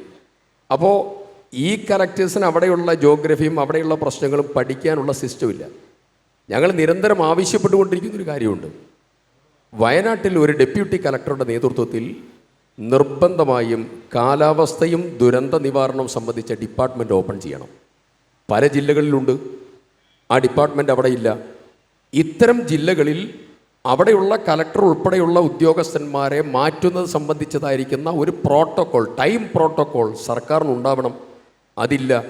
ഇപ്പോൾ നേരത്തെ മനോജ് പറഞ്ഞു, പുൽപ്പള്ളിയിൽ ഡോപ്ലർ റഡാർ വരികയാണ്. പുൽപ്പള്ളിയിലെ ഡോപ്ലർ റഡാർ മുണ്ടകൈ ഉൾപ്പെടെയുള്ളതായിരിക്കുന്ന ഏരിയയിലേക്ക് കൃത്യതയോടുകൂടി കിട്ടും എന്നുള്ളതാണ് എനിക്ക് തന്നിട്ടുള്ള വിവരം. അത് കുഴപ്പമില്ല, കിട്ടിയാലും മതി. ഇപ്പം നിലവിൽ ഏറ്റവും കൂടുതൽ ഇപ്പം കവളപ്പാറ, പുത്തുമല, നമ്മുടെ നിലവിലുള്ളതായിരിക്കുന്ന ഈ മലബാർ റീജിയനിലുള്ളതായിരിക്കുന്ന നിരവധി ഇഷ്യൂസ് നേരിട്ട ജില്ലയിൽ 2 ഡോപ്ലർ റഡാറാണ് നമ്മുടെ കേരളത്തിലുള്ളത്. ഒന്ന് കൊച്ചിയിലാണ്, ഒന്ന് ട്രിവാൻഡ്രത്താണ്. മലബാർ മേഖലയിൽ ഡോപ്ലർ റഡാർ ഇല്ല. ആർട്ടിഫിഷ്യൽ ഇൻ്റലിജൻസിൻ്റെ സിസ്റ്റത്തോട് കൂടിയിട്ടുള്ള അതിനെ അക്കമ്പനി ചെയ്യാനുള്ളതായ നടപടികളില്ല. ഞാൻ മാതാമൃതാനന്ദമയി ദേവിയുടെ അടുത്ത് പോയിട്ട് ഞാൻ ഒരു 40 മിനിറ്റോളം സംസാരിച്ചു. അവരുടെ ഒരു ടീം വന്നു. അവരുടെ ഡിപ്പാർട്ട്മെൻറ്റിൻ്റെ ഒരു ഡിപ്പാർട്ട്മെൻറ്റ് ഹെഡിൻ്റെ നേതൃത്വത്തിലുള്ള ടീം. അവരുടെ സംസാരം കേട്ടപ്പോൾ എനിക്ക് ഞാൻ സത്യത്തിൽ അവർ വന്നതറിഞ്ഞത് മീഡിയയിലൂടെയാണ്. പിന്നെ ഞാൻ കോണ്ടാക്ട് ചെയ്തു. ഞാൻ അമ്മയുടെ അടുത്ത് പോയി. അമ്മ എന്നോട് പറഞ്ഞത് അവരുടെ ആശ്രമത്തിൽ രാത്രി 12 മണിക്കാണ് അവരെ കണ്ടത്. അമ്മ പറഞ്ഞു, ഞാൻ എത്ര പണം വേണമെങ്കിലും ചിലവഴിക്കാം, വയനാട്ടിൽ ദുരന്ത നിവാരണ ലഘൂകരണത്തിന് വേണ്ടിയിട്ടുള്ള സംവിധാനം മുഴുവൻ നമുക്ക് ഒരുക്കാം. അപ്പോഴും അവിടെ ഒരു ചോദ്യമുണ്ട്, പ്രൈവറ്റ് ഗവൺമെൻറ് പാർട്ടിസിപ്പേഷൻ. ഈ കാര്യത്തിൽ സർക്കാരിന് പണം ചെലവഴിക്കാനില്ലെങ്കിൽ സർക്കാരും സ്വകാര്യ സംവിധാനവും തമ്മിലുള്ള കൃത്യമായിട്ടുള്ള പാർട്ടിസിപ്പേഷൻ ഈ കാര്യത്തിലുണ്ടാവണം. കാലാവസ്ഥ മുന്നറിയിപ്പിൻ്റെ സംവിധാനത്തിലുണ്ടാവണം. ഇപ്പോൾ മുണ്ടകയുടെ നമ്മുടെ ചാലിയാർ വാലി, മുണ്ടകൈ, ഈ പ്രദേശത്തിൻ്റെ ഒരു പ്രത്യേകതയുണ്ട്. ആ പ്രത്യേകത ഈ അറബിക്കടലിൽ 1.2 മുതൽ 1.6 വരെ പുതിയതായി അത്യുഷ്ണം നടക്കുകയാണ്. അപ്പോൾ അതിതീവ്ര താപനിലയുടെ ഭാഗമായി രൂപപ്പെടുന്നതായിരിക്കുന്ന ക്ലൗഡ്സ് മുഴുവൻ കടന്നുപോയി വരുന്നത് ഈ തൊട്ടടുത്തുള്ളതായിരിക്കുന്ന വെസ്റ്റേൺ ഘട്ടിൻ്റെ 2 ഏരിയയിൽ പോയി മറിയാണ്. അതൊന്ന് നിലമ്പൂർ വാലിയാണ്, മറ്റൊന്ന് മുണ്ടകൈ ഏരിയ. ഇതൊക്കെ അറിഞ്ഞിട്ടാണ് നമ്മളിപ്പോഴും ഇരുന്നിട്ട് ആരുടെയെങ്കിലും ഔദാര്യമായിട്ടെങ്കിലും ഒരു മുന്നറിയിപ്പ് സംവിധാനം വരട്ടെ എന്ന് പറയുന്നത്. നൂറുദ്ദീൻ, മേപ്പാടി ഗ്രാമപഞ്ചായത്തിൻ്റെ കാര്യം നിങ്ങൾക്കൊക്കെ അറിയാമായിരിക്കും. മേപ്പാടി ഗ്രാമപഞ്ചായത്താണ് കേരളത്തിൽ ഏറ്റവും ആദ്യം സ്വന്തമായൊരു ദുരിത നിവാരണ പ്ലാൻ ഉണ്ടാക്കി ഞങ്ങൾക്കിവിടെ അപകടമുണ്ടെന്ന് തിരിച്ചറിഞ്ഞ് സ്വയം പരമാവധി ചെയ്യാവുന്ന കാര്യങ്ങൾ ചെയ്യാൻ ശ്രമിച്ചത്. പക്ഷേ അവിടെ കേരളത്തിൻ്റെ മുഴുവൻ പരിഗണന ഇല്ല. ഇവിടെ സംഭവിക്കുന്ന അറിഞ്ഞുകൊണ്ട്, ഞാനതാണ് പറയുന്നത്, നമുക്ക് സംഭവിക്കും എന്നറിയുമായിരുന്നിട്ടും അപകട സാധ്യത അത്രയും കൂടുതലാണെന്ന് അറിഞ്ഞിട്ടും നോക്കി നിൽക്കുകയാണ്. വീണ്ടും ആരുടെയെങ്കിലും ഔദാര്യമായിട്ട് വരട്ടെ, അവകാശമാണല്ലോ. അത്രയും ദുരന്ത സാധ്യതയുള്ള, മണ്ണിടിച്ചിൽ സാധ്യതയുള്ള സ്ഥലത്ത് ഏറ്റവും ആദ്യം ഇനി ഒരു മുന്നറിയിപ്പ് സംവിധാനം കൊണ്ടുവന്നിട്ട് മതി ബാക്കി എന്ന് പറയാൻ നമുക്ക് എന്താ പറ്റാത്തത് നൂറുദ്ദീൻ? അന്ന് ഉരുൾപൊട്ടൽ ഉണ്ടായ സമയത്ത് അന്ന് വൈകിട്ട് ഒരു 7:30 എനിക്ക് അവിടെ ഒരു വാട്സപ്പ് ഗ്രൂപ്പുണ്ട് എൻ്റെ വാർഡിൽ. അവരോട് ഞാൻ പറഞ്ഞു, പിന്നെ നിങ്ങൾ ദയവ് ചെയ്തിട്ട് ആ പുഴവക്കത്ത് നിൽക്കുന്നവർ ദയവ് ചെയ്ത് ഒന്നില്ലെങ്കിൽ വേറെ വീട്ടിലേക്ക് മാറുക, അല്ലെങ്കിൽ നിങ്ങളെ വീട്ടിൽ നിന്ന് നിങ്ങൾ കുറച്ച് മോൾ ഭാഗത്തെങ്കിലും മഴയാണെങ്കിലും നിന്നോളി എന്ന് പറഞ്ഞ് ഞാനൊരു വാട്സപ്പ് ഗ്രൂപ്പ് അന്ന് ഇട്ടിട്ട് ഒരു 10-200 പേര് രക്ഷപ്പെട്ടിട്ടുണ്ട്. അവർ എന്നെ പിറ്റേന്ന് കണ്ട് അവർ പറഞ്ഞു ചെയ്തു, മെമ്പറെ നിങ്ങൾ പറഞ്ഞതുകൊണ്ട് ഞങ്ങൾ രക്ഷപ്പെട്ട്, ബാക്കിയുള്ളവരത് കേട്ടില്ല, എന്ത് ചെയ്യാനാന്നുണ്ട് അവരെന്നോട് വളരെ വിഷമത്തോടെയാണ് പറഞ്ഞത്. പക്ഷേ എനിക്ക് ഒന്ന് പറയാനുള്ളത് എന്താണെന്ന് പറഞ്ഞാൽ, പിന്നെ ഈ മഴ പെയ്യുന്ന അതിൻ്റെ സിഗ്നലും കാര്യങ്ങളും സ്റ്റാർട്ടിങ്ങിൽ നമ്മളെ ഏരിയയിൽ ഇനി ചെയ്യേണ്ട ഫസ്റ്റ് ഘട്ടം അതാണ്. ഇനി എൻ്റെ നാട്ടിലുള്ള ആളുകളെ ദയവ് ചെയ്തിട്ട് അവരെ നിങ്ങൾ സ്റ്റാർട്ടിങ്, ഞാൻ എൻ്റെ കേരള ഗവൺമെൻറ്റിനും എൻ്റെ ബഹുമാനപ്പെട്ട MLA ഇവിടെ ഉണ്ട്. പക്ഷേ ഇനിയുള്ള ആ പാവങ്ങളെ ദയവ് ചെയ്തിട്ട് അവരെ ഇനി കൊലക്ക് കൊടുക്കരുത്. എത്രയും പെട്ടെന്ന് അതിനുള്ള സംവിധാനം ഉണ്ടാകും. അവിടുത്തെ ജനങ്ങൾ വല്ലാത്തൊരവസ്ഥയിലാണ്. മഴ പെയ്യുമ്പോൾ എന്നെ വിളിച്ചിട്ടാണ് കരയുന്നത്. എൻ്റെ കുട്ടി ഇപ്പോൾ ഉരുൾപൊട്ടെന്ന് പറയുന്നുണ്ട്, മെമ്പറെ ഞങ്ങൾ എങ്ങോട്ടാ വരേണ്ടത് ഇങ്ങോട്ടോ വരേണ്ടത് എന്നൊക്കെ പറഞ്ഞ് ചോദിക്കുന്നുണ്ട്. അപ്പോൾ ഇവിടെ ഈ ഒരു ചർച്ച നടന്നത്, ഈ ഒരു ചർച്ചയിൽ സ്റ്റാർട്ടിങ്ങിൽ എത്രയും പെട്ടെന്ന് ആ മുന്നറിയിപ്പിൻ്റെ, ആ മഴ പെയ്യുമ്പോൾ ഇവിടെ ഉരുൾപൊട്ടാൻ സാധ്യത ഉണ്ട് എന്നുള്ളൊരു മുന്നറിയിപ്പിൻ്റെ ഒരു സംവിധാനം നമ്മുടെ ഗവൺമെൻറ്റിൻ്റെ ഭാഗത്തുനിന്ന് സ്റ്റാർട്ടിങ്ങിൽ അത് ചെയ്യണമെന്ന് ഒരു മെമ്പർ എന്നൊരു നിലക്ക് ഞാൻ അപേക്ഷയായിട്ട് പറയാണ്. ഇനി എൻ്റെ അവിടുത്തെ പാവങ്ങളെ ആരും കൊലക്ക് കൊടുക്കരുത്. മനോജ്, ഇനി ജീവിക്കേണ്ടി വരുന്ന സ്ഥലത്തും ഇങ്ങനെ മഴയുടെ പ്രശ്നങ്ങൾ ഉണ്ടാകുമോ, മണ്ണിടിച്ചിൽ പ്രശ്നം ഉണ്ടാകുമോ എന്നൊക്കെ പേടിച്ച് ജീവിക്കേണ്ടി വരുന്നൊരവസ്ഥയുണ്ട്. അവിടുത്തെ ഇപ്പോൾ ഭൂമി ഏറ്റെടുക്കുന്ന കമ്മിറ്റിയെ കുറിച്ച് നിങ്ങൾക്കുള്ള പരാതികളൊക്കെ എല്ലാവരും പറഞ്ഞിട്ടുണ്ട്. അത് ശരിക്ക് പുറത്ത് നിന്ന് കേൾക്കുന്ന ആൾക്കാർക്ക് ആ ആശങ്ക മനസ്സിലാവുമോ, ആ പേടി മനസ്സിലാവുമോ? മഴ കാണുമ്പോൾ, മഴ വരുമ്പോഴേക്കും ബാക്കി എല്ലാവർക്കും ഭയങ്കര റൊമാൻറ്റിക്കാണ് മഴ. കേരളത്തിൽ ഇതാ ഈ കടപ്പുറത്തൊക്കെ മഴ പെയ്യുകയാണെങ്കിൽ വളരെ കാൽപ്പനികമായി നമ്മൾ മഴയെക്കുറിച്ച് സംസാരിക്കും. വയനാട്ടിലെ ആൾക്കാർക്ക് ഇപ്പം അങ്ങനെയല്ലാന്ന് നമുക്കറിയാം.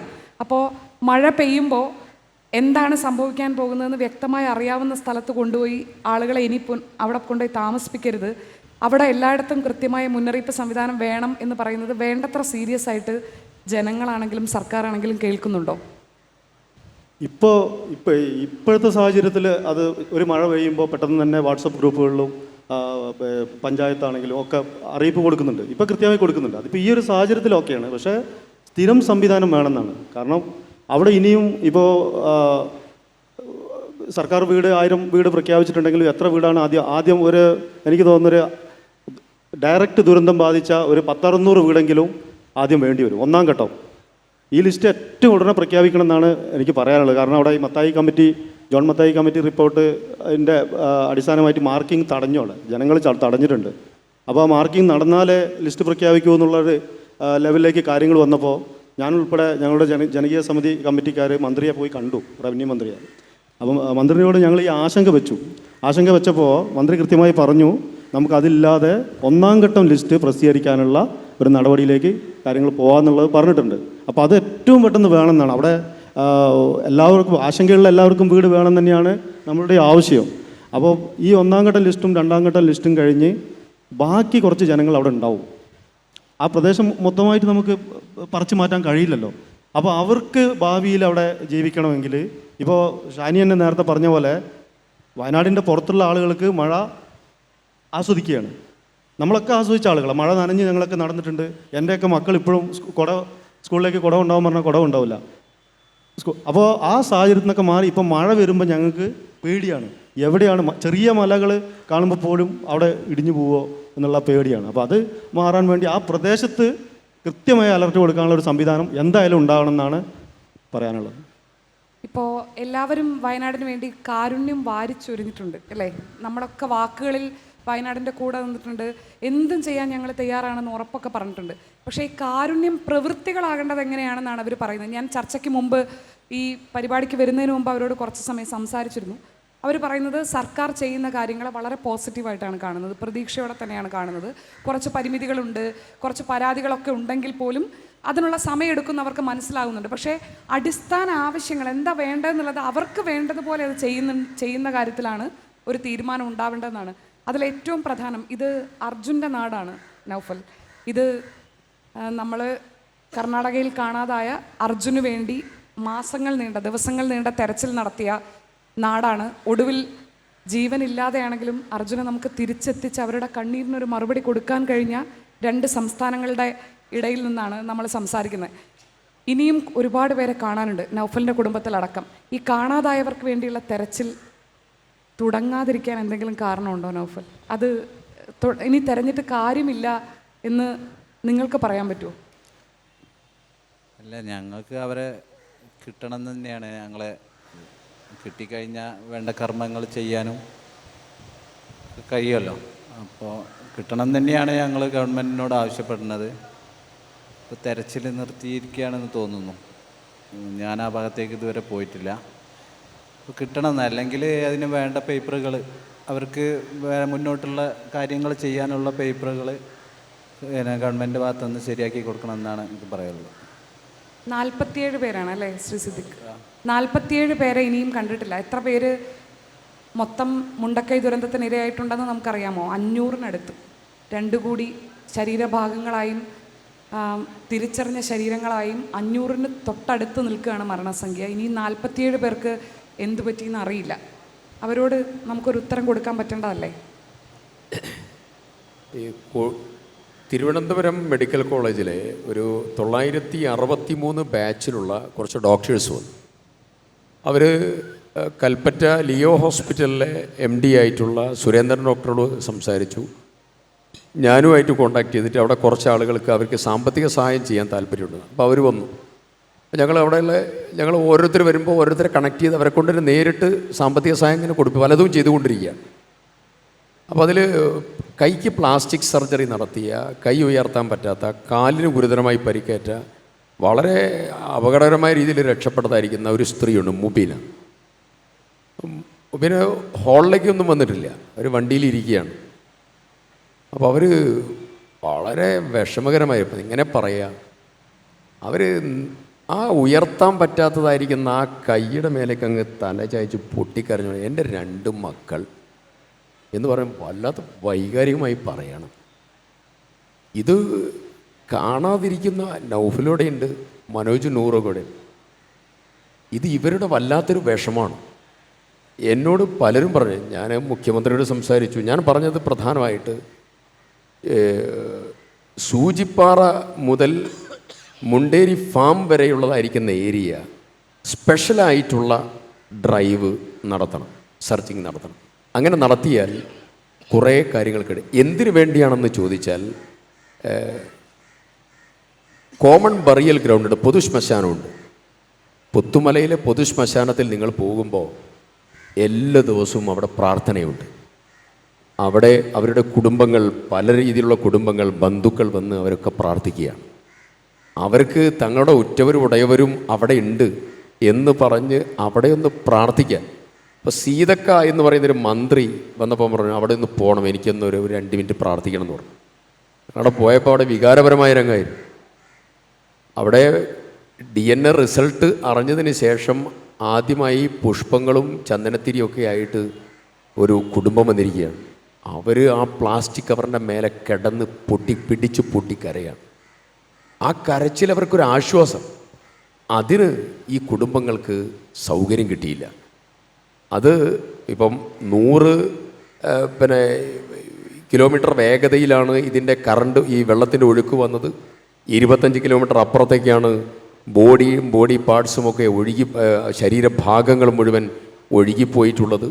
30 മീറ്ററോളം ഉയരത്തിൽ, അടി ഉയരത്തിൽ ഇതിൻ്റെ ഡെബ്രിസും മറ്റു കാര്യങ്ങളും വന്നിട്ടുണ്ട്. അങ്ങനെ വളരെ ഭയാനകം. അതിനെ ഡാം സൈസ് ദുരന്തം ഇതിനോടനുബന്ധിച്ച് 2 ഉണ്ടായിട്ടുണ്ട്. അങ്ങനെ ഗുരുതരമായ പ്രതിഭാസം ഉണ്ടായിട്ടുണ്ട്. അപ്പോൾ ഇത് കിട്ടാൻ ഇപ്പോൾ 14-ാം തീയതി എനിക്ക് ഉള്ളൊരു വിഷമം ഞാൻ അസംബ്ലിയിൽ പറഞ്ഞു, ഞാൻ മുഖ്യമന്ത്രിയോട് പറഞ്ഞു, രാജൻ മിനിസ്റ്ററോട് പറഞ്ഞു, എല്ലാവരോടും പറഞ്ഞു, കലക്ടറോട് നിരന്തരം സംസാരിച്ചു. അവസാനം എൻ്റെ സമ്മർദ്ദത്തിന് വഴങ്ങി അവസാനം ഒരു മീറ്റിംഗ് വെച്ച് ഞാനതിനു മുമ്പ് ഒരു കാര്യം ചെയ്തു. അവിടെ ഒരു ചാമ്പ്യൻസ് ക്ലബ്ബുണ്ട് മൂപ്പൈനാട്, അവരിതിൽ എക്സ്പേർട്സാണ്. ആ ക്ലബ്ബിൽ പോയി ഞാൻ രാവിലെ ഒരു ദിവസം ചർച്ച നടത്തി. നിങ്ങൾ തയ്യാറാവുമോ എന്ന് ചോദിച്ചു. അവർ ഞാൻ തയ്യാറാവും. അതുകൂടെ വച്ചിട്ട് ഞാൻ മിനിസ്റ്ററോട് പറഞ്ഞു, നിങ്ങൾ ചെയ്തില്ലെങ്കിൽ ഞങ്ങൾ ചെയ്യേണ്ടി വരും. മിനിസ്റ്റർ ഓക്കെ പറഞ്ഞു. മീറ്റിംഗ് വിളിച്ചു.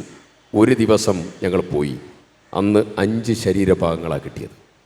അതിന് ശേഷവും 2 കിട്ടി. എൻ്റെ പ്രധാനപ്പെട്ട ഒരു വിഷമം, ശരീരഭാഗങ്ങൾ കിട്ടിക്കൊണ്ടിരിക്കുമ്പോൾ എന്തുകൊണ്ട് ഇത് സെർച്ചിങ്ങിൽ പുറകോട്ട് പോയി. അർജുൻ്റെ ബോഡി കിട്ടുന്നത് 72-ാമത്തെ ദിവസമാണ്. അതൊരു വല്ലാത്ത വിഷമകരമായിട്ടുള്ള കാര്യമാണ്. ഇപ്പോൾ DNA റിസൾട്ട് അതിൽ നിന്ന് ഉണ്ടാക്കിയെടുക്കാൻ പറ്റുമോ എന്നുള്ള ആശങ്ക ചില ആളുകൾക്കുണ്ട്. അങ്ങനെയാണെങ്കിൽ അത് ഈ കുടുംബത്തെ ബോധ്യപ്പെടുത്തണം.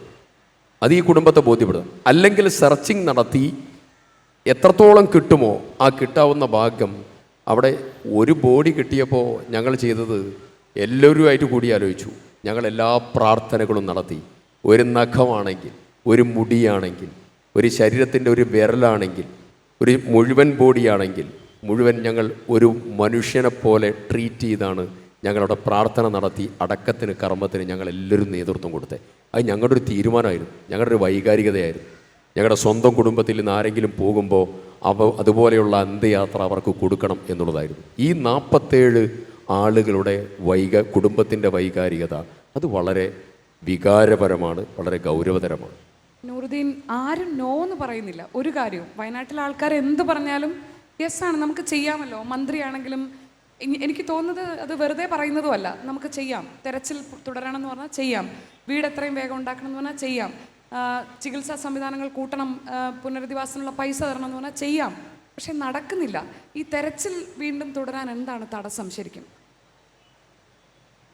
തെരച്ചിൽ തുടങ്ങാൻ ഈ താമസം എന്ന് പറയുമ്പോൾ ഈ തെരച്ചിലിന് വേണ്ടി തെരച്ചിൽ നടത്തണം, ഇത് എത്രയും പെട്ടെന്ന് ഇത് ചെയ്യണം. ഈ ആളുകൾ, എത്രയോ ആളുകൾ ദിവസം വീട്ടിൽ ഇന്നും എൻ്റെ ഒരു അറിവിലൊരു കുടുംബം ഇന്നും നമ്മൾ പറയുമ്പോഴാണ് അവർ ഭക്ഷണങ്ങളൊക്കെ കഴിക്കുന്നത്. അതായത് എന്തിനാ നിങ്ങൾ ഇങ്ങനെ ഇരിക്കുന്നു നോക്കുമ്പോൾ അവർ പറയും അത് എന്താ പറയുക, ഉപ്പ അല്ലെങ്കിൽ ഉമ്മ, അച്ഛൻ, അമ്മ എന്ന് പറഞ്ഞിട്ട് നമ്മളവരെ മാനസികമായി ഓരോന്ന് പറഞ്ഞിട്ടാണ് അവർ ഇപ്പോഴും എന്താ ഒരു സമയത്ത് നല്ലൊരു ഭക്ഷണം കഴിക്കുന്നത്. അപ്പോൾ ഇവർ ഈ വിഷമം കാണുമ്പോൾ നമ്മൾ പല രീതിയിൽ സമ്മർദ്ദങ്ങൾ ചെലുത്തുന്നത്. നമുക്ക് ഈ ബോഡികൾ തിരഞ്ഞെടുക്കണം. നമ്മളെ MLA പറഞ്ഞ പോലെ അന്ന് ഇതുപോലെ ഒരു കമ്മിറ്റിയിലൊക്കെ കൂടി പെട്ടെന്ന് ഇത് ചെയ്യണമെന്നാണ്. അന്ന് ഒരു 5, 6, 7 ബോഡിയോളം അതിൻ്റെ ഒരു ഭാഗമായിട്ട് കിട്ടി. പിന്നെ അത് തെരച്ചിൽ നിർത്തി. പക്ഷേ ഈ തെരച്ചിൽ നിർത്തിയതിന് വേണ്ടി തെരച്ചിൽ നടത്തണം, അത് മുന്നോട്ട് പോട്ടെ എന്നാണ് നമ്മളെ ഭാഗത്തു നിന്നൊക്കെ സമ്മർദ്ദം ഉണ്ടായത്. അത് എന്താണത് ബാക്കിലേക്ക് പോയത് എന്നതിനെക്കുറിച്ച് ഇപ്പോഴും നമുക്കൊരു അർത്ഥം പറയാൻ കിട്ടുന്നില്ല. പക്ഷേ എന്നിരുന്നാലും ഇനിയും എൻ്റെ ഒരു അറിവിൽ പറയുകയാണെങ്കിൽ ഇനിയും തിരയുകയാണെങ്കിൽ ഒരാളുടെയെങ്കിലും ഒരു അച്ഛനെ അമ്മയെ കിട്ടുകയാണെങ്കിൽ ആ കുടുംബത്തിനെങ്കിലും തൽക്കാലത്തൊരു ആശ്വാസമാവുമല്ലോ എന്നാണ് നമ്മളിപ്പോഴും വിചാരിക്കുന്നത്. അപ്പോൾ നമുക്കത് ഇനിയും കിട്ടാത്ത ശരീരങ്ങൾ അവരെ തെരഞ്ഞ് നമുക്ക് തിരിച്ചെടുക്കണം എന്നാണ് നമുക്ക് എല്ലാവരോടും പറയാനുള്ളത്. ഈ ഒരു വാക്ക് ഞങ്ങൾ എന്നും ഉന്നയിക്കുന്നുണ്ട്. പക്ഷെ അത് എന്തുകൊണ്ടാണത് എന്തുകൊണ്ടാണ് ശ്രീ സിദ്ദീഖ്? ഇതിൽ തുടക്കത്തിൽ ഉള്ളതുപോലെ അവരോട് പറയെങ്കിലും ചെയ്യാലോ. തുടക്കത്തിൽ നല്ല രീതിയിൽ നടന്നിട്ടുണ്ട്. അതിനെ നമ്മൾ അണ്ടർലൈൻ ചെയ്യാതെ പോരുത്. ഓരോ മേഖലകളാക്കി തിരിച്ച് പിന്നെ എല്ലാ സംവിധാനത്തോടു കൂടി പിന്നെ സൈന്യത്തിൻ്റെ, പോലീസിൻ്റെ, പിന്നെ ആധുനിക സംവിധാനത്തോടും അതുപോലെ പിന്നെ ഈ ഡോഗ് സ്ക്വാഡ് ഉൾപ്പെടെ എല്ലാ സംവിധാനത്തോടു കൂടിയിട്ടുള്ള തെരച്ചിൽ ഓരോ ഏരിയയാക്കി തിരിച്ച് നടന്നു. ഈ തെരച്ചിൽ ഒരു പ്രഥമ ദൃഷ്ട്യ നടക്കുന്നതായിട്ടുള്ള ഒരു പ്ലെയിനായിട്ടുള്ള കാര്യമായിട്ട് നമ്മളൊരു സാധാരണ രീതിയിലുള്ളതായിരിക്കുന്ന തെരച്ചിലാക്കി നമ്മൾ എടുക്കണം. സ്പെഷ്യലായി നടത്തേണ്ട ഏരിയ ഉണ്ട്. അതാണ് ഞാൻ നേരത്തെ പറഞ്ഞ സൂചിപ്പാറ മുണ്ടേരി ഏരിയ. അവിടെ പോകാൻ വളരെ ബുദ്ധിമുട്ടാണ്. ഞങ്ങൾ തന്നെ രണ്ടാമത് സെർച്ചിങ് നടത്തുമ്പോൾ ഈ സാധന സാമഗ്രികൾ കൊണ്ടുപോകാൻ ഒരു ടീമിനെ ഏർപ്പാടാക്കി. നേരത്തെ അങ്ങനെയല്ല. ഈ തെരച്ചിൽ നടത്തുന്നവർ തന്നെ സാധന സാമഗ്രികൾ തരും. അപ്പോൾ അവർക്ക് ചെങ്കുത്തായ പാറയും പ്രത്യേകമായിട്ടുള്ള മലയിടുക്കും ഇതൊക്കെയാണ്. അപ്പോൾ ഇവർക്ക് ഈ സാധനങ്ങൾ ഏറ്റി കൊണ്ടുപോകുമ്പോൾ അവർ അവിടെ എത്തുമ്പോൾ ടയർഡാവും. പിന്നെ സെർച്ചിങ് നടക്കില്ല. പിന്നെ ഒരു ഘട്ടം കഴിഞ്ഞാൽ വൈകുന്നേരം 3 മണിയൊക്കെ ആകുമ്പോഴത്തേക്ക് അവിടെ വല്ലാത്ത രീതിയിൽ കോട വരും, തിരിച്ചു പോരണം. അപ്പം നമ്മളിത് സാധന സാമഗ്രികൾ കൊണ്ടുപോകാനൊരു ടീം, സെർച്ചിങ്ങിനൊരു ടീം അങ്ങനെയാക്കി ക്രമീകരിച്ചു. പിന്നെ കമ്മ്യൂണിക്കേഷന് വേണ്ടി അവിടെ ഒരു സെൻറ്റർ അതും ബിൽഡ് ചെയ്തു. അങ്ങനെയാണ് ഇത് ക്രമീകരണം ചെയ്തത്. സത്യത്തിൽ എന്ത് സംഭവിച്ചു എന്ന് പറഞ്ഞാൽ 13-ാം തീയതി വരെ നല്ല രീതിയിലുള്ള സെർച്ചിങ് നടന്നു. അത് അംഗീകരിക്കുന്നു. ഞാൻ പറഞ്ഞല്ലോ, ഇതിനകത്ത് കുറ്റപ്പെടുത്താനൊന്നും പറ്റില്ല. അത്രയും വലിയ ദുരന്തമാണ്. ഒറ്റ ചോദ്യമുള്ളൂ, ഇനി തെരച്ചിൽ നടക്കുമോ? പിന്നെ പ്രൈം മിനിസ്റ്റർ വരികയാണ്. അതിൻ്റെ തലേ ദിവസം ഇത് നിശ്ചലമായി. അതിന് ശേഷം പിന്നെ ഞങ്ങൾ നിരന്തരം ആവശ്യപ്പെട്ടിട്ടാണ് തെരച്ചിൽ നടന്നത്. മന്ത്രിയോട് അസംബ്ലിയിൽ ഞാൻ പറഞ്ഞു. മന്ത്രി പറഞ്ഞ് ഇനിയും നമുക്ക് തെരച്ചിൽ നടത്താം. പക്ഷേ ഒരു തെരച്ചിലും ഉണ്ടായിട്ടില്ല. ചോദിക്കുമ്പം പറഞ്ഞത് തെരച്ചിൽ നടത്താം. ഈ 47 കുടുംബങ്ങളുടെ വേദന അത് വല്ലാത്തതായിട്ടുള്ള അവശേഷിപ്പായിട്ട് അവിടെ നിൽക്കുകയാണ്. അങ്ങനെ അവശേഷിപ്പിക്കേണ്ട ആളുകളല്ല അവർ. അത് മാത്രമേ ഉള്ളൂ. അങ്ങനെ നമ്മുടെ ഔദാര്യത്തിന് തെരച്ചിൽ നടക്കുമോ? വീടുകളെപ്പോൾ ഉണ്ടാക്കും? ഒരുമിച്ചാണോ? അവർ പറയുന്നത് പോലെ അവരുടെ വിഷമവും വികാരവും ഉൾക്കൊണ്ടുകൊണ്ടാണ് വയനാടിൻ്റെ തിരിച്ചുവരവിന് നമ്മൾ വഴിയൊരുക്കേണ്ടത്. ഇനി നിങ്ങൾക്ക് അവരോട് എന്തെങ്കിലും ചോദിക്കാനോ സംസാരിക്കാനോ ഉണ്ടെങ്കിൽ അതിനുള്ള അവസരമാണ്. നിങ്ങൾക്ക് ആർക്കെങ്കിലും വയനാട് ദുരന്ത ബാധിതരോട്, അവരുടെ ജനപ്രതിനിധിയോട് സംസാരിക്കാനുണ്ടെങ്കിൽ അതിലേക്ക് കടക്കണമെന്ന് അഭ്യർത്ഥിക്കുന്നു. ഒരു മനുഷ്യനെ സംബന്ധിച്ച് വീട് എന്നുള്ളത് അവരുടെ ഏറ്റവും ആഗ്രഹത്തിൻ്റെ മുകളിൽ ഉണ്ടാക്കുന്നതാണ്. അത് നഷ്ടപ്പെട്ട ആളുകൾക്ക് എന്താണ് ഇത്രയും താമസം? കാരണം എത്രയോ ഓർഗനൈസേഷൻസ് വീട് പ്രഖ്യാപിച്ചിട്ടുണ്ട്. ഗവൺമെൻറ്റിനും മുഖ്യമന്ത്രിയുടെ ദുരിതാശ്വാസ നിധിയിൽ ഒരുപാട് പണം കിട്ടിയിട്ടുണ്ട്. എന്തുകൊണ്ടാണ് 2 മാസമായിട്ടും തറ പോലും കെട്ടാത്തത്? എന്തുകൊണ്ടാണ്? ഞാനതിൻ്റെ മറുപടി പൂർണ്ണതയില്ലാതെ അപൂർണമായി പറയാനാണ് എനിക്ക് ഇപ്പോൾ സാധിക്കുന്നത്. ഒന്ന്, സമ്പൂർണ്ണ പുനരധിവാസം എന്നുള്ളത് ഞങ്ങൾ ആവശ്യപ്പെട്ടിട്ടുള്ള, ഞങ്ങൾ മുമ്പിൽ വെച്ചിട്ടുള്ള പ്രധാനപ്പെട്ട കാര്യം സ്ട്രക്ചറലായ പുനരധിവാസമല്ല. അത് അവരുടെ ശാരീരിക, സാമ്പത്തിക, സാമൂഹ്യ വിദ്യാഭ്യാസ വികാസത്തിന് കൂടി ഉപകരിക്കുന്ന രീതിയിലുള്ള ഒരു സമഗ്ര പുനരധിവാസമായി അത് മാറണം. അതിനു വേണ്ടിയിട്ടുള്ള ഓരോ വ്യക്തിയെയും ഒരു സിംഗിൾ ഫയലായി എടുത്ത് അതിനുവേണ്ടിയുള്ള നടപടികളിലേക്ക് പോകണം. ഇതെല്ലാം ക്രമീകരിക്കാനുള്ള നടപടികളുടെ ഭാഗമായി 2 സ്ഥലം സർക്കാർ ഏറ്റെടുത്ത് മുന്നോട്ട് പോകാനുള്ള നടപടികൾ ക്രമീകരിക്കുകയാണ്. പക്ഷെ അതിനിടയിൽ ഇത് കോടതിയുടെ മുമ്പിലേക്ക് വന്നതിൻ്റെ ഒരാശങ്കയുണ്ട്. അടിയന്തരമായി സർക്കാർ മാനേജ്മെൻറ്റുകളുമായി സംസാരിക്കുകയും ഇത് സ്ഥലമേറ്റെടുക്കൽ പ്രോസസ്സ് പൂർത്തീകരിക്കുകയും അടിയന്തരമായി ആ കാര്യത്തിൽ പൂർത്തീകരണം വരുത്തുക എന്നുള്ളതാണ് ഏറ്റവും പ്രധാനമായിട്ടുള്ള ഒന്ന്. രണ്ടാമത്തെ കാര്യമുണ്ട്. ഇതിൽ സ്പോൺസർ ചെയ്തിട്ടുള്ള ഒരുപാട് പേരുണ്ട്. ഇപ്പോൾ DYFIയുടെ, രാഹുൽ ഗാന്ധിയുടെ, മുസ്ലിം ലീഗിൻ്റെ, വിവിധ സംഘടനകളുടെ, പ്രതീക്ഷ, അങ്ങനെ തുടങ്ങിയ ഒത്തിരി സംഘടനകളുണ്ട്. ഇവരൊക്കെ ആയിട്ടുള്ള ഡിസ്കഷൻ നടത്തണം. ആ ഡിസ്കഷൻ ഇതുവരെ നടന്നിട്ടില്ല. ആ ഡിസ്കഷൻ നടത്തി അവരെയും കൂടെ ഇതിൻ്റെ ഭാഗമായി ചേർത്ത് നിർത്തി മുന്നോട്ട് പോകണം. അതിൽ ഒരു കാര്യം കൂടെ എടുത്തു പറയാൻ ആഗ്രഹിക്കുന്നു. ഏതെല്ലാം സോഴ്സിൽ നിന്ന് ഇതിന് പണം സ്വാംശീകരിക്കാൻ പറ്റുമോ അതിനുള്ള നടപടികൾ സർക്കാർ തലത്തിൽ പൂർണ്ണ തോതിൽ നടത്തണം. അപ്പോൾ എടുത്തു പറയേണ്ട ഒരു കാര്യമുണ്ട്. ബഹുമാന്യനായ പ്രധാനമന്ത്രി വന്നതായ ഒരിടമാണത്. അതേ 1.5 മണിക്കൂർ അധികം സമയം ചെലവഴിച്ച സ്ഥലമാണത്. അവർ കുട്ടികളുമായി റിലീഫ് ക്യാമ്പിൽ, അതുപോലെ ആശുപത്രിയിൽ, നടന്ന സ്ഥലം ഒക്കെ അദ്ദേഹം സന്ദർശനം നടത്തി പോകുമ്പോൾ തന്നൊരു വാക്കുണ്ട്. ആ വാക്ക് നിങ്ങൾ ഒറ്റയ്ക്കല്ല, ഞങ്ങൾ കൂടെയുണ്ട് എന്നുള്ളതാണ്. ഡിസാസ്റ്റർ ഓഫ് സിവിയർ നേച്ചറായി L3 ആയി ഡിക്ലെയർ ചെയ്യാൻ പോലും ഇതുവരെ കേന്ദ്ര സർക്കാർ നടപടിയെടുത്തിട്ടില്ല. നയാ പൈസ ഇതിൻ്റെ ഭാഗമായി തന്നിട്ടില്ല. ഞാൻ രാഷ്ട്രീയം പറയുകയല്ല, ഇത് ഒരു ദുരന്തബാധിത സമൂഹത്തോട് ചെയ്യാൻ പാടില്ലാത്ത ഏറ്റവും മനുഷ്യത്വരഹിതമായിട്ടുള്ള സമീപനമാണ്. എല്ലാവരെയും ചേർത്ത് നിർത്തി ഇതിൻ്റെ നടപടികൾ പൂർത്തീകരിക്കപ്പെടണം. അതിനുള്ള ടൈം ബൗണ്ട് മിഷൻ ഉണ്ടാകണം. ആ മിഷനിലേക്ക് സർക്കാർ കടക്കും എന്നാണ് ഞങ്ങളുടെയൊക്കെ പ്രതീക്ഷ. ഇനി ആരെങ്കിലും? എനിക്ക് വളരെ വേദനയോടെ ചില കാര്യങ്ങൾ പറയാനുണ്ട്. നമ്മുടെ സമൂഹത്തിൽ ഇപ്പം തന്നെ പറഞ്ഞു, ISROയിൽ നിന്ന് ആവശ്യമായ ഡേറ്റ കിട്ടിയില്ല. ഒരു പ്രധാനമന്ത്രി വരുന്നു എന്നതുകൊണ്ട് പാവപ്പെട്ട ജനങ്ങളുടെ ജീവനും സ്വത്തിനും സംരക്ഷണം കൊടുക്കാൻ കഴിയുന്നില്ല. പിന്നീട് നമ്മുടെ സമൂഹത്തിൽ 2 തരം കാഴ്ചപ്പാടുകൾ നിലനിൽക്കുന്നു. മുതലപ്പൊഴി എന്ന് പറയുന്ന ഒരു സ്ഥലമുണ്ട്. അവിടെ കടലിൽ മത്സ്യബന്ധനത്തിന് പോകുന്ന തൊഴിലാളി 75 പേര് മരിച്ചിട്ടുണ്ട്. ഒരാൾക്ക് 100 രൂപ പോലും കൊടുത്തിട്ടില്ല. അവിടെ നമ്മുടെ സമൂഹത്തിൽ നമ്മൾ കർണാടകയിൽ കണ്ടു, ഒരു IPS ഉദ്യോഗസ്ഥൻ ചോദിച്ചു, ഒരു ലോറി ഡ്രൈവറിന് വേണ്ടി ഇത്ര വലിയ പണം ചെലവാക്കണോ എന്ന്. മറിച്ച് ഈ സംഭവം കേട്ട ഒരാൾ എന്നോട് പറഞ്ഞു, IPSകാരൻ്റെ ഒരു പട്ടി കാണിച്ചെത്തിരുന്നെങ്കിൽ ഇതിൽ കൂടുതൽ പണം ചെലവാക്കുമെന്ന്. അപ്പം നിങ്ങൾ ജനപ്രതിനിധികൾ കൃത്യമായിട്ടും ചർച്ച ചെയ്യേണ്ടതും ചിന്തിക്കേണ്ടതും ജനത്തിന് വേണ്ടിയാണ്. സമൂഹത്തിന് 2 തട്ടിൽ നിർത്താനുള്ളതല്ല. ജാതിയുടെയോ മതത്തിൻ്റെയോ പണത്തിൻ്റെയോ വേറെ കൃത്യത്തിൽ ആളുകൾ തരംതിരിക്കരുത്. ഇത് ISROയിൽ നിന്ന് പോലും കൃത്യമായ ഡേറ്റ തന്നില്ല എന്ന് പറയുമ്പോൾ ആ ജനങ്ങളോട് കാണിക്കുന്ന അങ്ങേയറ്റത്തെ നീരസമാണ്. ഭാരതത്തിൽ, പ്രത്യേകിച്ച് കേരളത്തിൽ, സമ്പത്തിൻ്റെ മാനദണ്ഡത്തിൽ 2 തരം പൗരന്മാരെ കാണുന്നുണ്ടോ എന്നൊരു സംശയം നിലനിൽക്കുന്നു. അതും ശ്രീ സിദ്ദിഖിനായിരിക്കും മറുപടി പറയാൻ കഴിയാമെന്ന് ഞാൻ വിചാരിക്കും. ഇതിൽ ഈ ഡാറ്റ, സയൻറ്റിഫിക് ഡാറ്റ, അത് ഓപ്പൺ ആവണം. റിസർച്ച് ചെയ്യുന്ന കുട്ടികൾക്കും അതുപോലെ മുൻകരുതൽ നടപടികൾ സ്വീകരിക്കുന്ന പ്രൈവറ്റ് ഗവൺമെൻറ് ഏജൻസീസിനുമൊക്കെ ഡാറ്റ ഓപ്പൺ ആവണം എന്നുള്ളത് ഏറ്റവും പ്രധാനപ്പെട്ടതായിരിക്കുന്ന ഘടകമാണ്. ഞാൻ പറഞ്ഞല്ലോ, അമ്പലവയൽ റെയിൻ അളവ് ഞാൻ എടുത്തത് 1000 രൂപ അടച്ചാണ്. ഞാൻ എൻ്റെ സുഹൃത്തിന് വിട്ടാണ് ഞാനത് എടുത്തത്. അപ്പോൾ ISROയുടെ സാറ്റലൈറ്റ് ഇമേജസ് ഇതുമായി മുണ്ടകൈ ദുരന്തവുമായിട്ട് ബന്ധപ്പെട്ടുകൊണ്ട് ആവശ്യപ്പെട്ട് കിട്ടിയിട്ടില്ല. പക്ഷെ അവർക്ക് നാസയിൽ നിന്ന് മറ്റുള്ളിടത്തു നിന്ന് കിട്ടി. അപ്പോൾ അതിൻ്റെ പ്രശ്നം വളരെ സീരിയസ് ആണ്. അപ്പോൾ ഇതനുസരിച്ച് പഠിക്കാൻ, ഇതനുസരിച്ച് കാര്യങ്ങൾ ചെയ്യാൻ നമ്മുടെ റിസർച്ച് ചെയ്യുന്ന ആളുകൾക്കും മറ്റുള്ള ഏജൻസീസിനും സാധിക്കാതെ വരുന്നു എന്നുള്ളത് വളരെ ഗൗരവതരമാണ്. അതിന് പരിഹാരം സർക്കാർ അതിൻ്റെ പോളിസി ചേഞ്ച് എടുക്കേണ്ട കാര്യങ്ങളുണ്ട്. ആ പോളിസി ചേഞ്ചിങ് ഈ വയനാട് മുണ്ടകൈ ദുരന്തത്തിൻ്റെ പശ്ചാത്തലത്തിൽ പോളിസി ചേഞ്ചിങ് എന്നുള്ളത് ഏറ്റവും പ്രധാനപ്പെട്ട ഒരാവശ്യമാണ്. ഇത്രയും കാര്യങ്ങൾ ഇതുമായി ബന്ധപ്പെട്ടുകൊണ്ട് അത് ഉണ്ടാക്കിയെടുക്കാൻ ഞാൻ ഓൾറെഡി കത്ത് കൊടുത്തിട്ടുണ്ട്. ആ കത്ത് കൊടുത്തതിൻ്റെ മേലെയുള്ള മറുപടി ലഭിക്കും എന്നുള്ളതാണ് പ്രതീക്ഷ.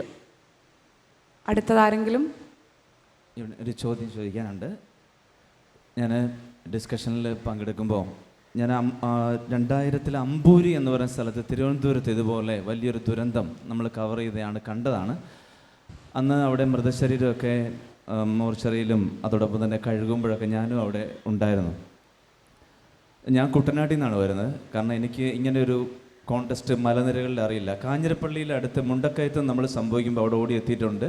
നമ്മുടെ വയനാട്ടിലെ പ്രിയപ്പെട്ട സഹോദരങ്ങളോടൊപ്പം നിൽക്കുകയാണ്. പക്ഷെ എനിക്ക് ചോദിക്കാനുള്ള, സിദ്ദിഖ് സാർ ഇപ്പോൾ ഒരു പ്രതിപക്ഷം അല്ലെങ്കിൽ ഒരു കോൺഗ്രസിൻ്റെ പെർസ്പെക്റ്റീവ് എന്ന് സാറ് ചിന്തിക്കുന്നു. കാലകാലങ്ങളിൽ നിങ്ങളുമൊക്കെ പരിചയമുണ്ട്.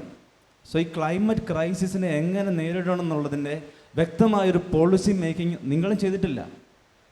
ഇതിനെ ഇംപ്ലിമെൻ്റ് ചെയ്യേണ്ടത് പ്രിയപ്പെട്ട നമ്മുടെ ഗവൺമെൻറ്റാണ്. പക്ഷേ ഗവൺമെൻറ്റും അത് നിങ്ങളും ആരും ആകട്ടെ, ഭരിക്കുന്നവരാകട്ടെ പ്രതിപക്ഷമാകട്ടെ, അപ്പോൾ ഈ ഒരു ചർച്ചയുടെ പ്രസക്തി തന്നെ ചോദ്യം ചെയ്യപ്പെടണം. കാരണം പവർഫുൾ ആയിട്ടുള്ള ഏജൻറ്റ്സ് ഗവൺമെൻറ്റാണ് ഇംപ്ലിമെൻ്റ് ചെയ്യേണ്ടത്.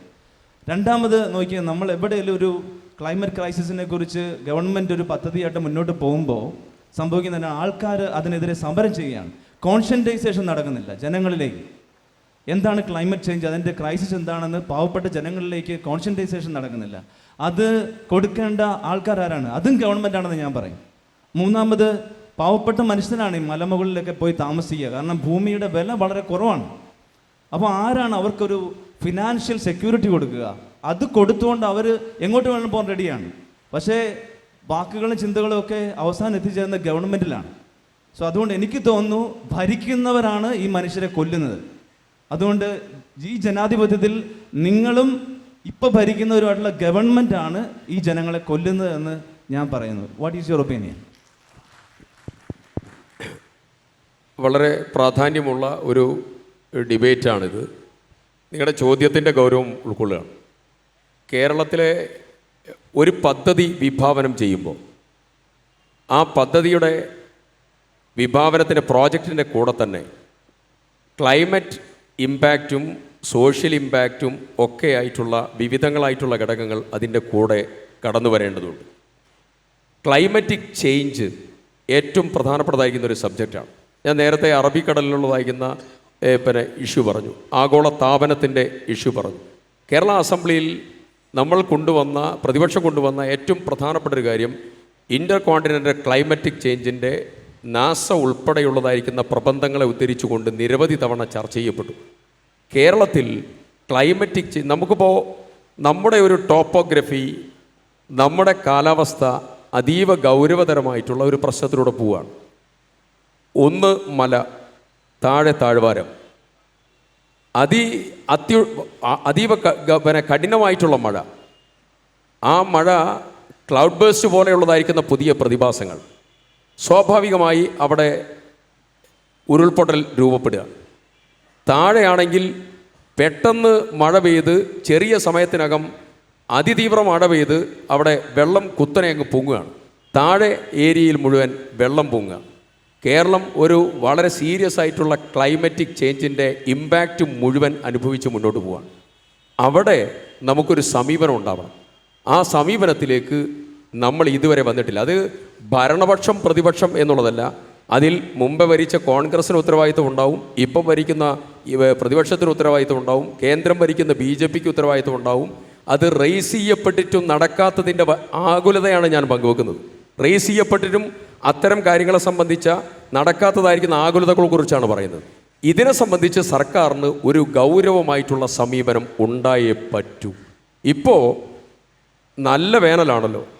ഈ നല്ല വേനലിൽ വയനാട്ടിൽ 2 ദിവസം മഴ പെയ്യുമ്പോഴുള്ള വേദനയാണ് നേരത്തെ മനോജും നൗഫലും നൂറും ഒക്കെ ഇവിടെ സൂചിപ്പിച്ചത്.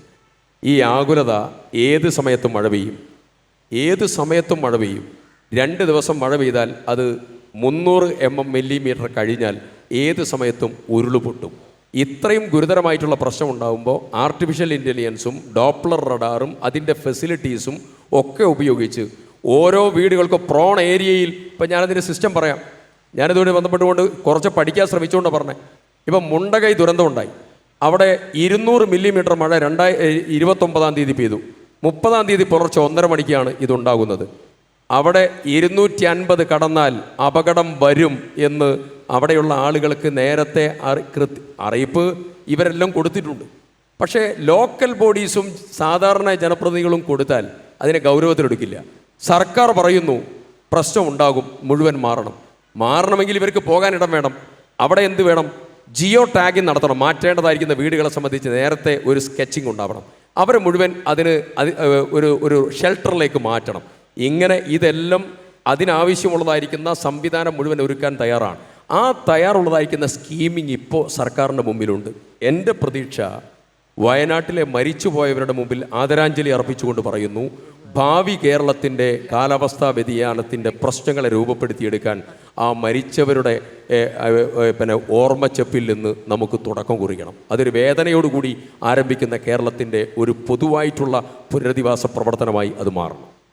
ചോദ്യത്തിൻ്റെ ഗൗരവം ഉൾക്കൊണ്ടിട്ടുണ്ട്. പക്ഷേ മാറി മാറി വരുന്ന സർക്കാരുകൾക്ക് ഇതിൽ പങ്കില്ലേ എന്ന് മാത്രമല്ല, ഭരണത്തിലിരിക്കുമ്പോൾ ഏത് പാർട്ടിയാണെങ്കിലും കാലാവസ്ഥാ വ്യതിയാനം എന്ന നമുക്ക് തടുക്കാൻ കഴിയാത്ത കാരണങ്ങളെ ശരിയായി പരിഗണിക്കുന്നുണ്ടോ എന്ന ചോദ്യത്തിൻ്റെ ഗൗരവം ഭരണപ്രതിപക്ഷം ഒരുപോലെ മനസ്സിലാക്കണം എന്ന ആ ചോദ്യത്തിലെ അന്തസത്ത ചിന്തയിലേക്ക് വിടുകയാണ്. കാരണം അത് ഉണ്ടാകേണ്ടതുണ്ടെന്ന് നമുക്കറിയാം. ആരെങ്കിലും ഇനി സംസാരിക്കാൻ ആഗ്രഹിക്കുന്നുണ്ടോ? ഏവർക്കും നമസ്കാരം. ഒരു രാഷ്ട്രീയക്കാരെ കുറ്റം പറയുകയല്ല, എങ്കിലും നമ്മൾ വയനാടിൻ്റെ ഇപ്പം നടന്ന ദുരന്തത്തിൻ്റെ പശ്ചാത്തലത്തിൽ ഞാൻ കുറച്ച് കാര്യങ്ങൾ പറയുകയാണ്. ഈ ദുരന്തം അല്ലെങ്കിൽ പ്രകൃതി ദുരന്തം എന്ന് പറയുന്നത് നമ്മുടെ കയ്യിലല്ല. എങ്കിലും അതിനെക്കുറിച്ച് മുന്നറിയിപ്പ് തലേ ദിവസം തന്നെ ചില മാധ്യമങ്ങൾ കൊടുത്തിട്ടുണ്ടായിരുന്നു. നമ്മളിവിടെ നിന്ന് മാധ്യമങ്ങൾ അവിടെ പോയി അതിൽ ഫോട്ടോ വീഡിയോ എടുത്ത് നമുക്ക് കാണിച്ചിട്ടുണ്ട്. പക്ഷെ അപ്പോൾ അത് കണ്ടപ്പോഴൊക്കെ ഞാനും വിചാരിച്ചു ഇങ്ങനെയൊന്നും സംഭവിക്കുമോ എന്ന് വിചാരിച്ചു. പക്ഷെ പിറ്റേ ദിവസത്തെ ആ ദുരന്തമാണ് നമ്മളെ എവരുടെയും കണ്ണു തുറപ്പിക്കേണ്ടത്. അതായത് വില്ലേജ് ഓഫീസറും മറ്റാളുകളും അവർക്ക് വാണിംഗ് കൊടുത്തിട്ടും അവിടുത്തെ ജനങ്ങളിൽ പകുതി 3/4 പേരും അവിടെ നിന്ന് മാറാതെ അവിടെ തന്നെ താമസിച്ചു എന്ന് പറയണു. അപ്പോൾ ഇതിൻ്റെ ഉത്തരവാദിത്വം എന്ന് പറയുന്നത് ഈ ഒരു സയൻറ്റിസ്റ്റ്, ISRO സയൻറ്റിസ്റ്റ്, അല്ലെങ്കിൽ പ്രകൃതി നിരീക്ഷകർ, അല്ലെങ്കിൽ ഇപ്പോൾ ഗാഡ്ഗിൽ ഇങ്ങനെയൊക്കെയുള്ള ആളുകൾ പറഞ്ഞത് നമ്മൾ അത്ര മുഖവിലയ്ക്ക് എടുത്തിട്ടില്ല എന്നാണ് എനിക്ക് തോന്നുന്നത്. അതിന് രാഷ്ട്രീയം, കോൺഗ്രസ്, കമ്മ്യൂണിസ്റ്റ്, BJP എന്നിങ്ങനെയില്ല. ജനങ്ങളുടെ സുരക്ഷയാണ് ഏറ്റവും വലുത്.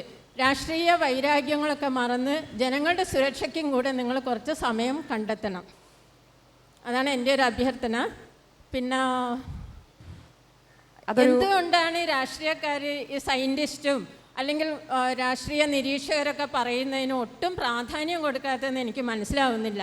ഒരു പൊളിറ്റീഷ്യന് കൊടുക്കുന്ന പ്രാധാന്യം, അല്ലെങ്കിൽ പൊളിറ്റീഷ്യൻസ് ഇവരെയും കൂടെ ഉൾപ്പെടുത്തിയിട്ട് വേണം ഇങ്ങനെയുള്ള കാര്യങ്ങളിലൊക്കെ തീരുമാനം എടുക്കാൻ.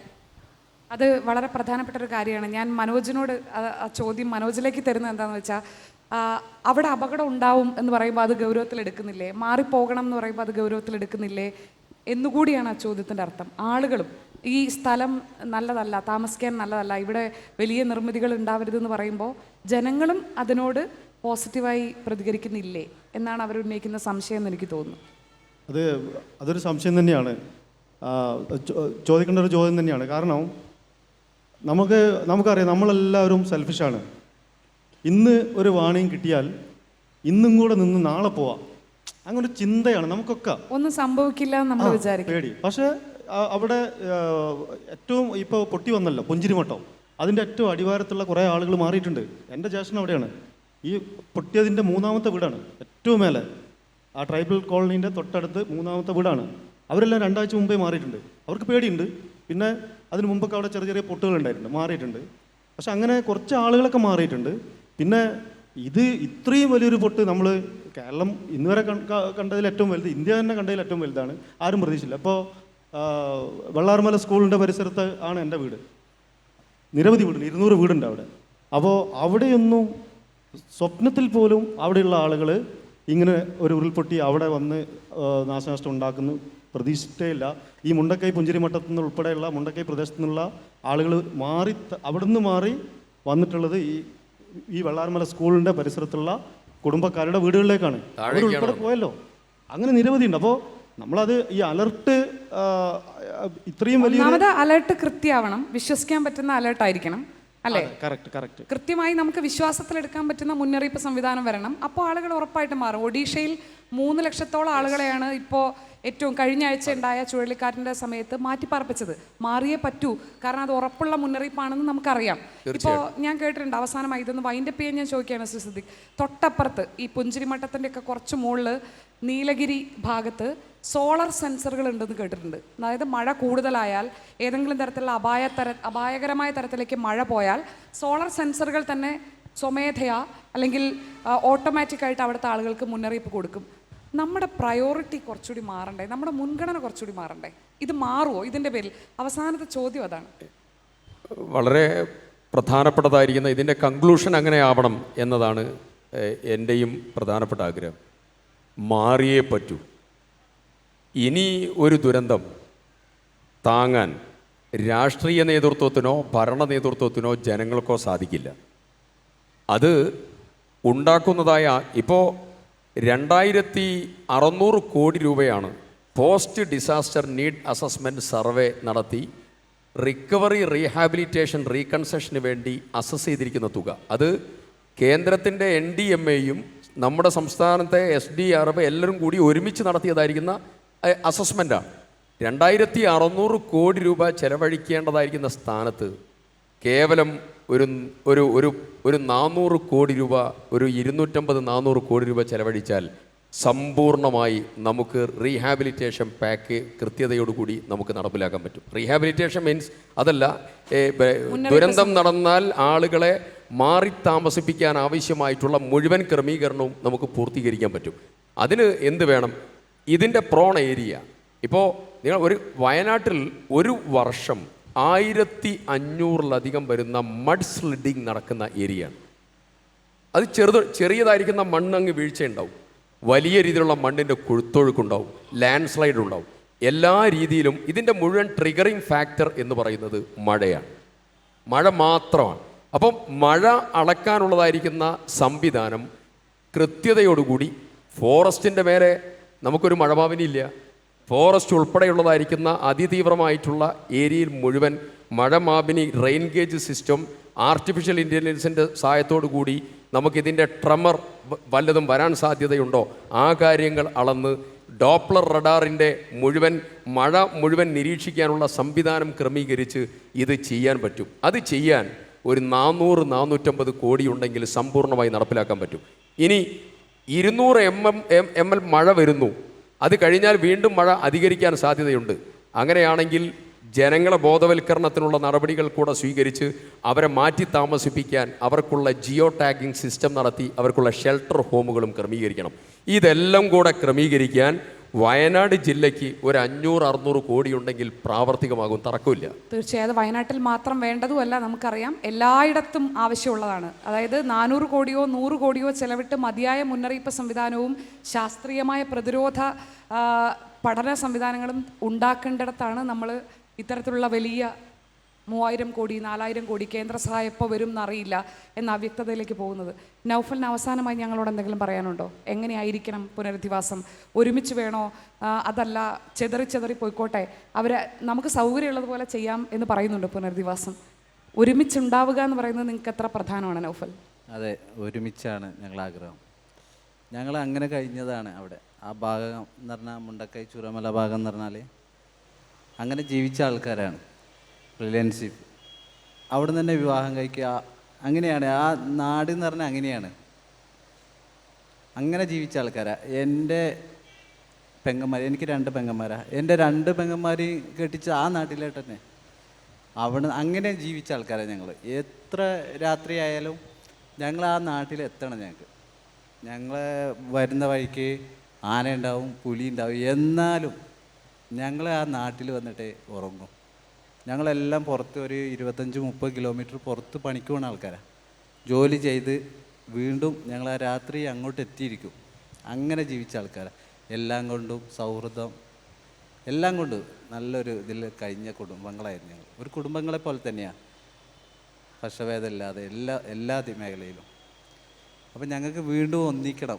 ഞങ്ങൾ ആ ഒരു തിരിച്ച് കിട്ടണം ഞങ്ങൾക്ക്. അതിന് വേണ്ടിയിട്ടാണ് ഞങ്ങൾ എല്ലാവരും ഒരുമിച്ച് എന്നുള്ള ഒരു ഇത് പറയുന്നത്. അങ്ങനെ വേണം തന്നെയാണ് ഞങ്ങൾക്ക് ആഗ്രഹം.